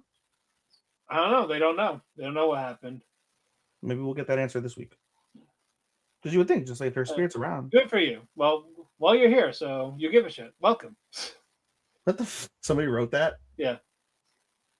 Yeah, on the Dershi thing. So they're getting wrestling later. Relax. Calm your fucking boy pussy. Block user? What? Block user? Yes. Done. But anyway. Nobody gives a shit about your life. How about that, Stevie G? There you go. Good, you blocked them. Hell yeah, I did. The fuck? Yeah. Let's delete comments. There we go. If you got a problem with us, write us at Anime Daisuke 24. Call 1-800-EAT-A-DICK. Press option 1 for suck you off. Yep. But I was like, okay, fine. Like, all right, Fushi, you don't like the knockers take over bodies without permission. Okay, what about you with that guy, with that body? Did you talk to him? He's like, point. I have a point. Like, yeah, that's a good point. He's got a point, but to the same degree, like Fushi's not wrong because literally he's like, make sure they remember me or some shit like that, and then that's why he became the human. Yeah, and yeah, that's basically why that's his main body, essentially. Yeah. But that's where they are with that. And fucking Bond checks up on Fushi, like, hey, did you kill the knocker? He's like, no. Yeah. All right. Like, you don't have to. Just saying. I just realized I put To Eternity in my 13. I can't count it. No, it's Cat for Winter. Now it's a shame because I would have put it on my list. Now I definitely need to put fucking I had it at 4. Like number 4 out of your. I had it at number 4. Yeah. Yeah, I think mine was like 5. I had it at number 4. I was impressed. It was like season 2, like slow start, but when we get to the nitty gritty of it, it's good. It's gonna be better, sure. And we're at like that. We got 10 episodes basically left. So... Yeah, you're right. What the fuck? It didn't even dawn on me. I swear to God, it didn't dawn on me at all. Well, I just put my Awkward Senpai is at 13 right now, but once I catch up with Gachi Akuda, some of these things are going down. But next episode, Spy Family. Bro, This is good. I'm loving Spy Family this year. Oh, yeah. I'm loving it. It's No, crazy. I've been very much enjoying it. What you call it? Twilight got caught. Well, Twilight. We know it's you, Twilight. Yeah. We're gonna get a shot. He's running away. Yeah. Yuri's like, I'm on his tail. Yeah. He's gonna go there. So to go to the sewer area, it's like, all right, look, just block the entrances. I'll go get him. Yuri sees Twilight, and Twilight or Lloyd is in Yuri's disguise. It's like, he looks like me. He sounds like me. It's Twilight. But he's like, how does he know that? How does he know what I look? But what you call it? Yuri shoots Lloyd in the arm because he has bullets. Twilight didn't. No, Twilight had bullets, but he hesitated. That's what right. he said. He's like, I don't know why I hesitated. But we find out why later on after he knocks him out. But yeah. What you call it? Yeah, they're fighting. Yuri has got endurance. He's not a great fighter, but he's got endurance. Sounds familiar. Yeah, sounds like a lot of people. That sounds like Taiju, yeah. This takes all the hits. Yeah, for real. But he finally gets knocked out, and he was about to kill him, but no. And you overhear some talk about his younger sister. I'm sorry. Yeah. So, okay. Okay, he cares about your solely. Like, even though he says it's a job, but it's like, no, she would actually hate me. I can't have that. Right. So lets him go. Like, you know what? Okay, that makes sense. So he leaves. Changes disguise to what's that guy's name? What did that man call himself? Wheeler? Yeah, Wheeler. Yeah. Yeah, go in the Wheeler, and I'm sorry, Lloyd is still in the Yuri disguise. Yeah, but he meets Wheeler sees him. Yeah. And almost kills him. Yeah, he's on the brink of death. Yeah, no, because he's still injured, so I was like, shit, I got it. Yeah. And Wheeler's badass. Wheeler's cool. Wheeler's pretty fucking badass. I was like, all right. Yeah, and, he's messing with the wise agents, the Secret Service. Mm-hmm. Frost is trying to finish him off. Couldn't, till she sees that Wheeler has Twilight in the chuckle, and she goes into, I guess, Ultra Instinct, whatever you want to call it. She goes into your mode. Yep, goes to full on your mode, and then Wheeler's just like, all right, she's not really gonna hurt me. She's trying to do this. She's charging me head on. I can just block it. And you just hear the bone cracking on Frost as she punches. It's both of them. She's got so much like tension in her punch. Yeah. She breaks her fucking arm at the wrist, at the forearm, like elbow, and the elbow. She breaks it in 3 different places and generates enough power to break Wheeler's entire forearm into his fucking jaw and send him like Goku punch into the wall. Crazy. So I'm like, man. Like, how are you gonna end it there? That's a great cliffhanger. I know, like, God, I want the next.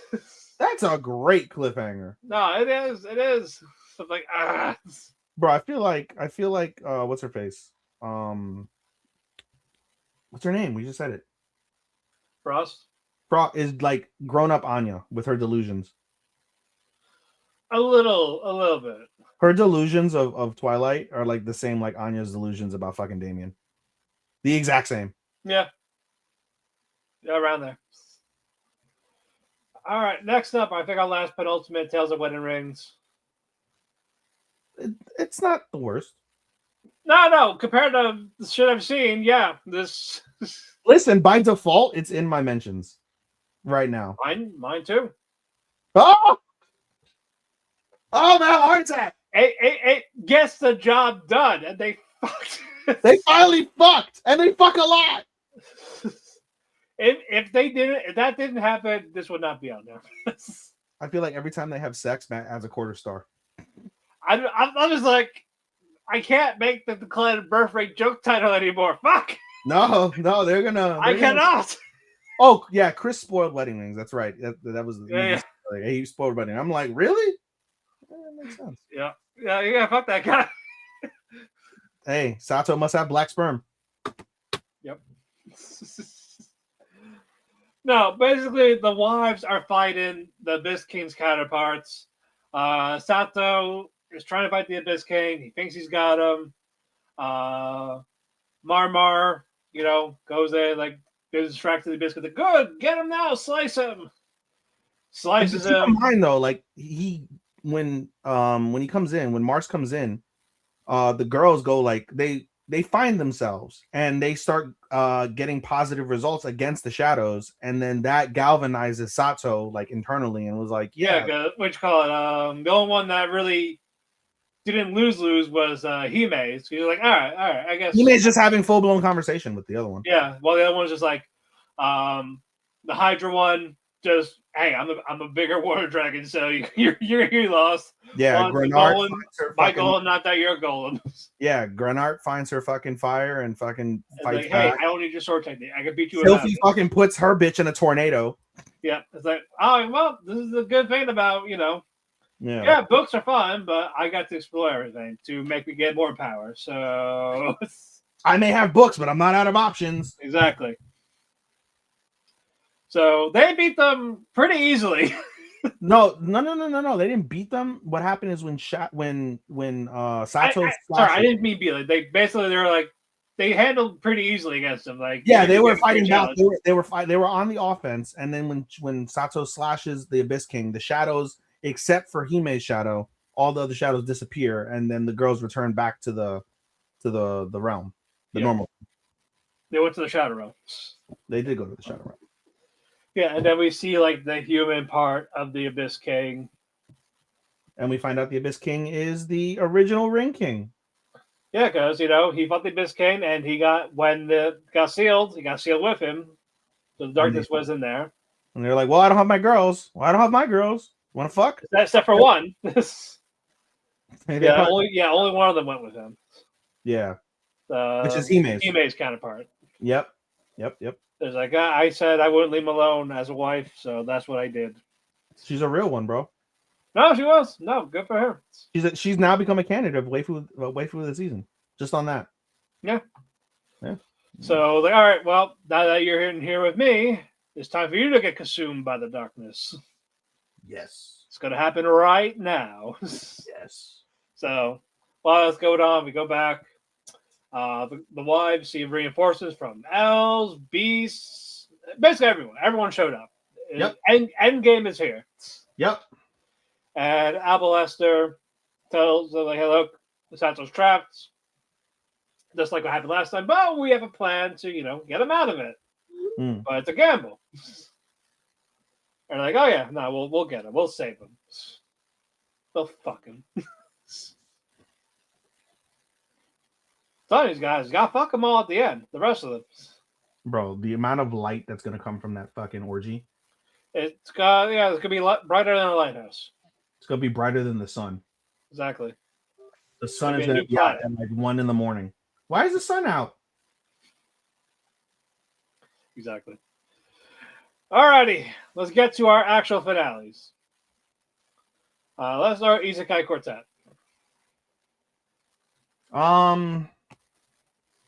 It was a finale. What? It was a finale. Yeah. That was a finale. Everyone's playing music. They're fighting the zombie plants. You find out it's Weeze's fault. Fuck you. Per usual. Yep, per usual. Ruins everything. Nice little team up. I love Cosma Sass still. Like, Cosma! Yes, I'm Cosma. I love that. It's my favorite line. It's my favorite line from all of those. It's like, yep, good. They finally put his drain to good use. Yep. I wish, you know what I wish they would have done though instead of drain? What?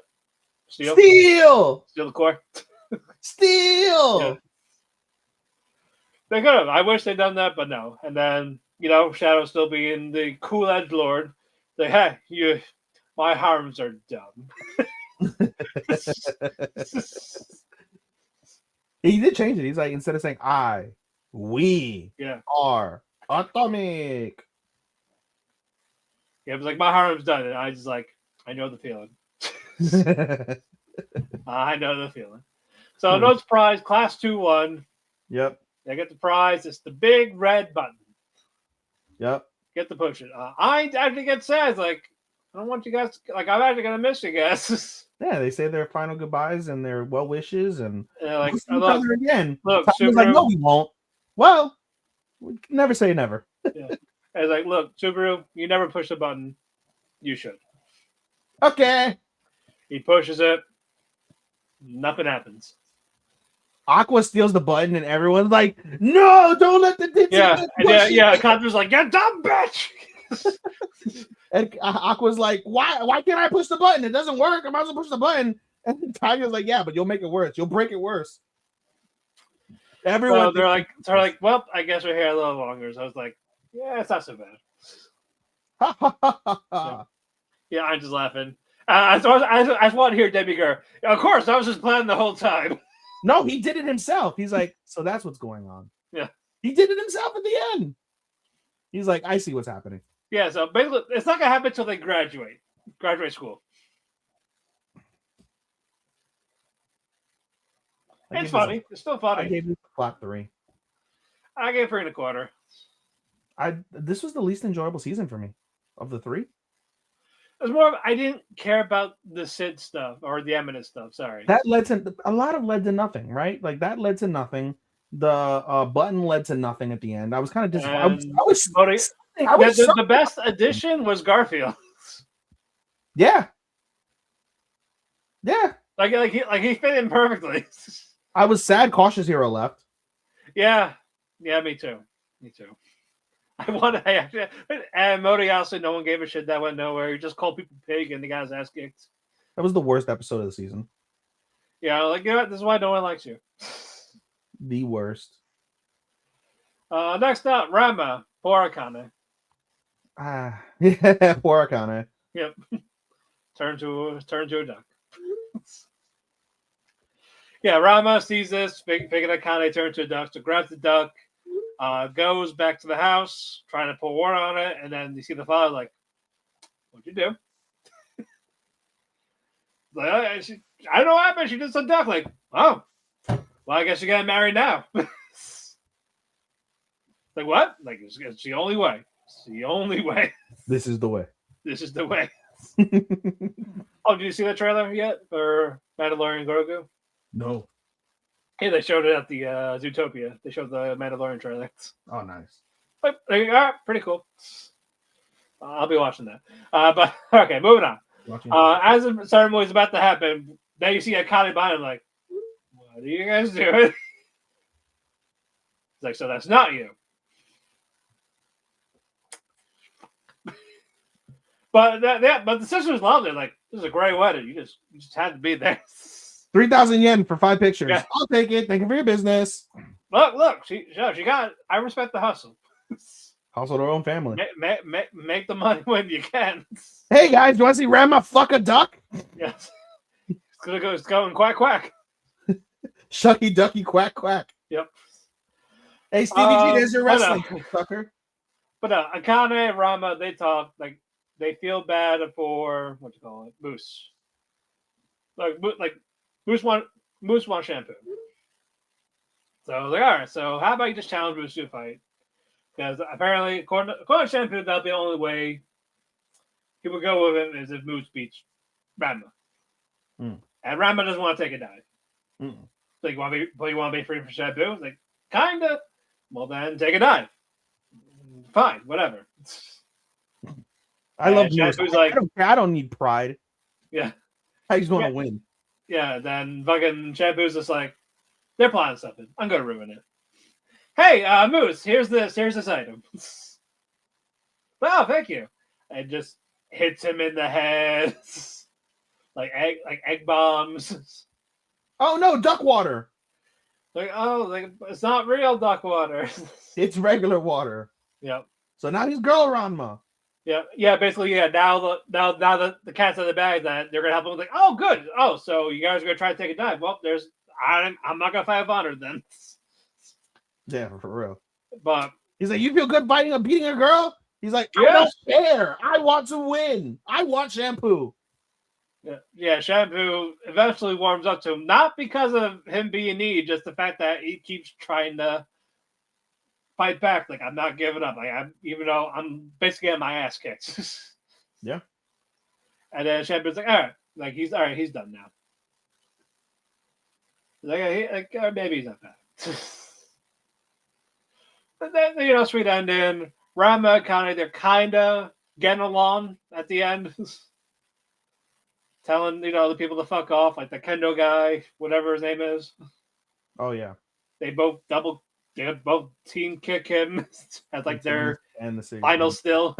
Yeah, to end the season, yeah. Yeah, we will. I know we'll get more, but we won't get an announcement until April. I had fun. I gave it 3 3/4. 3 1/4. Which one? 3 1/4. Okay, that's fair. It's okay. I know you weren't too hot on it. I laugh at moments. I just, me, if there's not a succinct story with a comedy, it's normally on the lower end of the spectrum. I will say I like part the one better. I reach for the moments more than I reach for like the overall series. Gotcha. But I like part 1 a lot better. I did too. But I'm still gonna watch. I'm still excited for more. I started it. I'm gonna finish it. There you go. Hold on. What we got? Should be 4 more.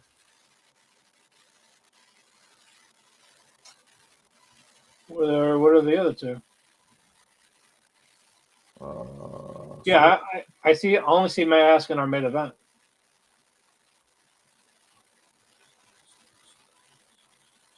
Yeah, you're right, because we didn't do Chitose.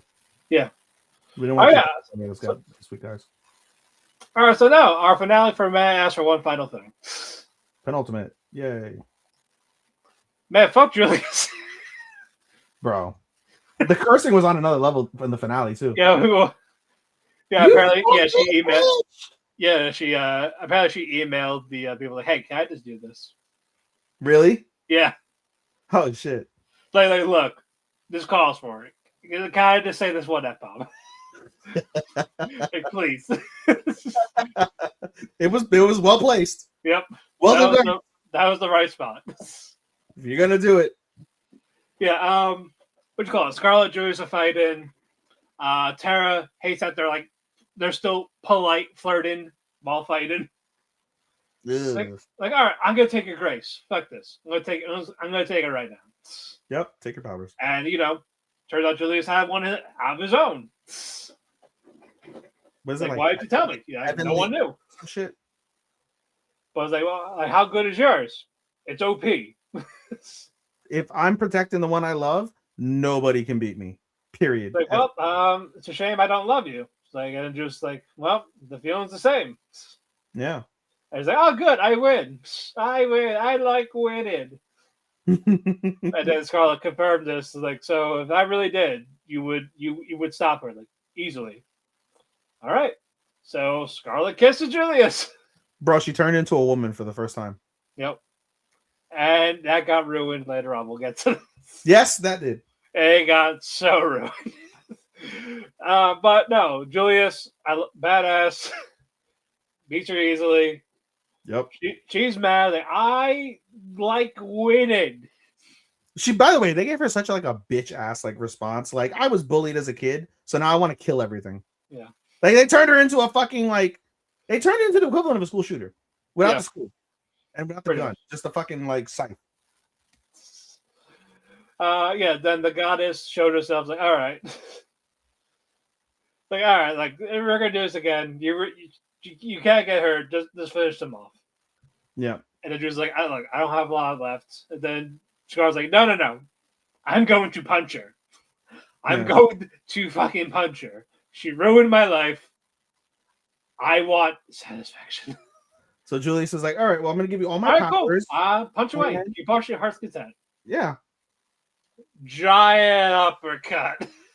And sent that bitch to fucking Uranus. Outer space. He sent her to Uranus. Exactly. Straight to Uranus. Yeah. And beautiful. Ding! Little star at the end. Like Team Rocket's blasting off again. Yeah. That's done. That false religion's gone. Yep. Diana fixed the crystal. She purified it. Yep. It'll be intended to. Elf Boy says goodbye to Diana. Yep. And as Scarlett's going home, which is like, he planned this. I know he did. And her He brother's tricked like, me. yeah, I'm sure he did. Yeah, because the brother explained how he knew about his miracle thing. Yeah. It's like, so if he said it out loud, so he said it out loud to me to make me think about it, to make me want to trigger it. So he made me Confess my feelings first. before he did. And he calls me his plaything. So he played with me this entire time. So he's like, I'll be right back. Hi, Julius. I was like, oh, Scarlett, here's the pie. Oh, all this. I can wait. Yeah, like, I need a... Oh, well, before that, I got to ask you for something. Kiss better. Yeah. It's like, so you're basically asked for two things, like, essentially. Yeah. All right, well, I'm going to ask for mine then, to return the favor. Yeah. You mind if I knock your fucking lights out? Yeah. No, he said, you mind if I punch your fucking teeth down your throat or some shit like that? Yeah. And the emphasis on fucking. Yeah. Full pronunciation of fucking. Actually, the OP with the punch, everyone's shocked. The brother's like, no! No! And yeah, he's just taking it. Like, he's like, he should just like not blocking, like, you know what? I probably deserve it. And the season ends with Julius getting team rocketed. Yeah. I gave it 4 1/4. I gave it 4.5. And, No, I lied. I gave it straight up no, 4. I gave it 4.25. You're right. No, I gave it 4.25. It's so fun. But it's 4.25. Yeah, I had a lot of fun with this one. The best dub I've ever seen outside of Dragon Ball Z, because that's what I started with. I gotta look at the dubs I've seen this season. I seen this year to compare, but this is up there. This was fucking It tremendous. fits so well. It was fucking great. Specifically, you know what? I hated a lot of the dub characters, but the main characters that we got, Julius, Scarlet, the brother. Scarlet was MVP. Scarlet was MVP beyond a shadow of a doubt. The brother was good. Diana, it was whiny. I got used to it at the end. Who? Diana. Yeah, Diana. Agreed. It grew on me when she But got her voice fit the character, little girl. Yeah. So that fit. What's it called? The somebody else that the alpha one was okay. Alpha one was okay. Dog Boy was okay. The brother, like I said, was really good. I thought. Yeah. The villain, it fit. Yeah. What's her face? Yep, that fit. Yeah. Oh no, it was just solid stuff. One thing they didn't address is what happened to the ex-fiance, to Julius's brother. Yeah, I thought we would see him again, but no, I think he just got knocked the shit out of him and arrested. Because you would think, right? Like, okay, like what's her face? I always forget. Yeah, he introduced her. Like, you would think he was under her spell. So Yeah. when she got fucking like, what happened to that? Like, did the spell go away? Like, clearly he didn't like Charlotte and was using Scarlet. But like, there should have been something, right? Like, in a way, you kind of hope for a season 2. I would love a season 2, but I know it's not going to happen. It probably won't. But no, I'm satisfied with what we got. I am too. All right, and finally, for 'tis the season, Sanda. I didn't like this end. I didn't either. I was not a fan of the end. The last like 5 minutes was good, and then But at the same time, it was just like, I kind of wanted one more. I wanted a redo. But what you call it? We see Hifumi. He's fighting Sanda, and since the kids are basically praising Hifumi, he gets power through praise, because youthful spring chicken type of thing, basically. Yep. Beating the shit out of Sanda. He knows he can't kill him. Nope. But what you call it? I got to the point where Santa was starting to save the kids, so now they were trying to root for Santa Claus. Mm. And he was like, "Look, I don't like that. Let's take this somewhere else. Mm. Take it on the roof." Mm. Basically, and then Santa's like, "Look, if I beat you in this, you're gonna let Iche back in school like a kid." Like, sure, we'll get right on that. And nice back and forth. It was like Santa was finally about to, knock Hifumi off the roof, but nope, Hifumi did it to him. So he lost the duel. So that part happened. Hifumi leaves. And fucking grandma just goes to Hifumi like, "How about we kick you out for a while?" Like, because Hifumi didn't want the kids to stay out late for the party because that means they'll have to go to bed, and you can't do that because that's part of growing up. Mm-hmm. And he's like, no, it's my school, so what I say goes. So go. How about you just go away? So all the groups, they reunite. Iche and Fuyamura, they go to the side. They're like, "Hey, sorry," that type of thing. Fuyamura confesses her feelings. "I love you." Like pours her heart out for her, but at what cost? Death. She died. Iche died. Not even in her arms, on her shoulder. Yeah, like the last thing she heard was the "I love you." And she was like, "Oh." Gave her a heart attack. Yeah, that was it. Yeah, and Fuyamura's freaking out, like, "What the fuck? Hey, wake up." The old woman basically said what happened, like, "Hey, look, the fact that she was sleeping and all that, everything that she went through, her puberty got all fucked up, pushed her in her body." What I don't understand, right, is that at 14, she grew into an adult. They said this happens at 18. Once you turn 18, you get your first night of sleep, and you're able to handle it at 18. So I think the fact that hers got forced somehow, it messed it up. Like if hers was like the normal how it is in their standards, I think she'd be fine. But I think something to happen from like when she disappears and stuff like that to make her. But what I don't understand is if you have like all this medicine to like replace everything but your brain, why isn't there something that helps like like reduce the growing pain so you don't die, right? Like if you have HIV, I don't know. You don't get AIDS. I don't know if they had it on hand. That's the thing, because he for me, his solution was just replace everything. I mean, the fucking the vice director is freaking head of the shit, right? Right. Or no, she was the director. She's directed. The director of the school had like Sanda like on lock and could do whatever. Right. I love her comment, by the way. Like, I hope you fucking like. Why don't you like try sleeping in a coffin? You're gonna die. You fuck. Yeah. Also, he for me. Yeah. I fucking love that. I love the little old lady. Yeah, it's Repulsa from Power Rangers. That's the dub voice actor. Nice. She also voices the cat in Dad. Oh, nice. So I was like, so I heard it right away. I was like, I fucking love it. No, you watch this in dub. I forgot. Yeah. I watched this in sub. Well, I didn't know it was a single dub. So, and that was what I played first. So I'm like, all right, I'm watching in dub. All right. Like I didn't feel like changing it. So like, all right, here we are.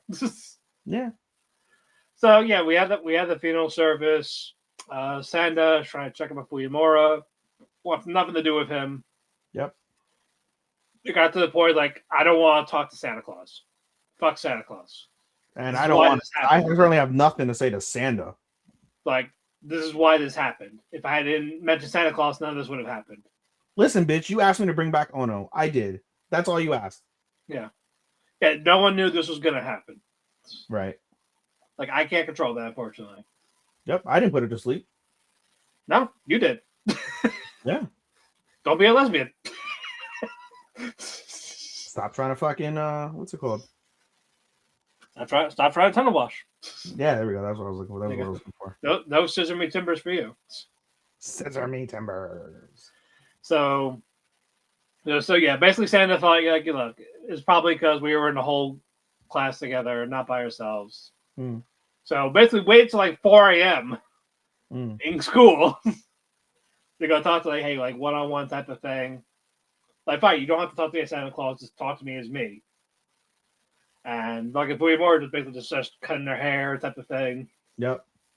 being more androgynous type, and like basically they basically like fuck everything. Lost one person I gave a shit about, Yep. and she finally broke down, crying in Santa's arms.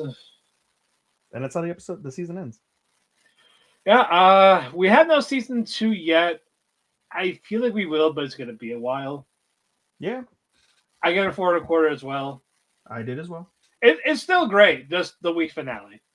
I If agree. it was a stronger finale, I would have given 4.5. I agree wholeheartedly with all As that. I love the cast, love the art style, I like the fights. Yep. Fucking villain, the other villain, and even the 10th class villain too. On top of it, they were both good. They somehow managed to make the child murderer a sympathetic figure. Yeah, and it worked. And it works, yeah. Yeah, like they found a way to make it work, but at the same time, it's like, bitch, you're crazy, but I understand why. Somewhere, some weirdo's like, I can fix her. Yeah, good luck. No, she's just gonna shoot like 10 bullet holes. Like what she did with Hifumi. Like, and I was like, Jesus! Bro. That was crazy. You know what's gonna happen? I bet you. But I don't know this because I don't know the manga, but I know the manga is done though. I bet you, because what's the thing about the headmaster? The one thing he can't fix. His brain. Hmm? His brain. That's the only one that's like human. No, what's the one thing he hasn't replaced yet, other than his brain? What was it? His hands. Oh, that's right. They're the only ones that are old. Yeah. Yeah, child murderer. The whole thing started because of her mom's hands. Yep. It would be poetic if she helped Sanda in the end, because he's an adult. Yeah. And she endears herself in the finale with Sanda. Like, hey, she looks at Sanda and was like, "Come over into the dungeon anytime. I'll welcome you." Yep. Pretty much. Yeah. So, I think that's what's gonna happen. But yeah, that would be cool. I do hope we get more. But again, I know they want to focus on day-to-day and other stuff. I know they got other projects going on, so we probably won't get it to like maybe 2026 or like late 2026 or 2026 because I know they got Ghost in the Shell coming out this year. Same with Jadugar, which in Mongolia this year as well. So I think once those are done, they'll focus on Asanda and then the Den Death season 3, obviously. I tell you, Sanda, because of the week finale, dropped one place for me on my list. It literally, because of the finale, I'm like, that's it. Dropped one. Yeah. For my list, you're going to have to find out Monday. My list too. Exactly. Closing thoughts for our season finale. A lot of good finales in the end. All said and done, like none of the finales like that we saw so far have been like except you. For you, it was what's it called? Dusk Beyond. Dusk Beyond. Torn was just boring. Which one? The Torn at the Apocalypse was just boring. Yeah, Wonderland for me was mid, and it was who cared? Same thing for us. That's the only. So for me, that's the only finale that like was like awful. Like I didn't like the Sanda finale. I didn't like the finale in Yano, but they weren't terrible finales. So right. I think overall we could say that the season is ending as at least as good as it started. Oh, it's a solid season. I had nothing that was like groundbreaking and loved, but some were solid. Still solid stuff. They were fun. I didn't hate the season. I've got to look and see what hold on, let me count this. God, Summer has the most. Summer has 11. I feel like 11 shows 3, maybe 4 of them are gonna be 11. In my annual. 11, 8 is 20. 7, 27. I only have room for 3. Basically, my top 4 are going to be in the annual. Actually, no. I have room for 4. Yeah, I have room for 4. And yeah, my top 4 will have a spot somewhere. Yeah, I'm in the same boat. Where there are, I don't know. I'm in the same boat. Did My Hero have another season this year? What?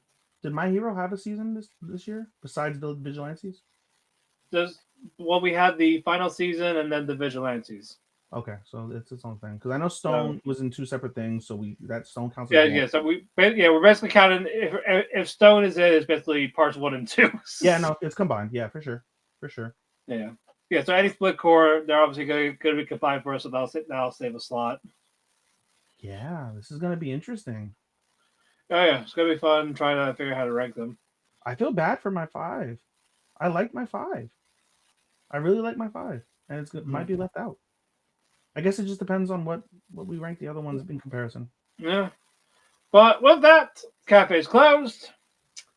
Thank you all so much. We'll be here Monday for our awards. This is our last review show for the year. Follow us on all the social media platforms. Follow me on social media platforms, whether it's Twitter, Instagram. Follow Ethan on Twitter and Instagram as well. Thank you, Dershi Radio, WC Network, for being our sponsors for, having us on their channel. So check them out as well. If you do audio platforms, Spotify, Apple Music, give us a 5-star rating. Helps us out a lot. Gets more traction that way. But yeah, join us Monday. 4 of us will be here. 2-parter for our awards and our top 10. And then we will get ready for our annual awards. So with us here at the Otalku Cafe, we just want to say Merry Christmas, Happy Holidays. They're both not offensive. Shut the fuck up. We might as well go through the list. Kwanzaa, Hanukkah. Yeah. Yep. Happy Hanukkah, Kwanzaa, everyone. Have a fun holiday, safe holiday. Be your friends and loved ones. Whatever you gotta do. Till then, oyasumi and good night. Sayonara, minasan.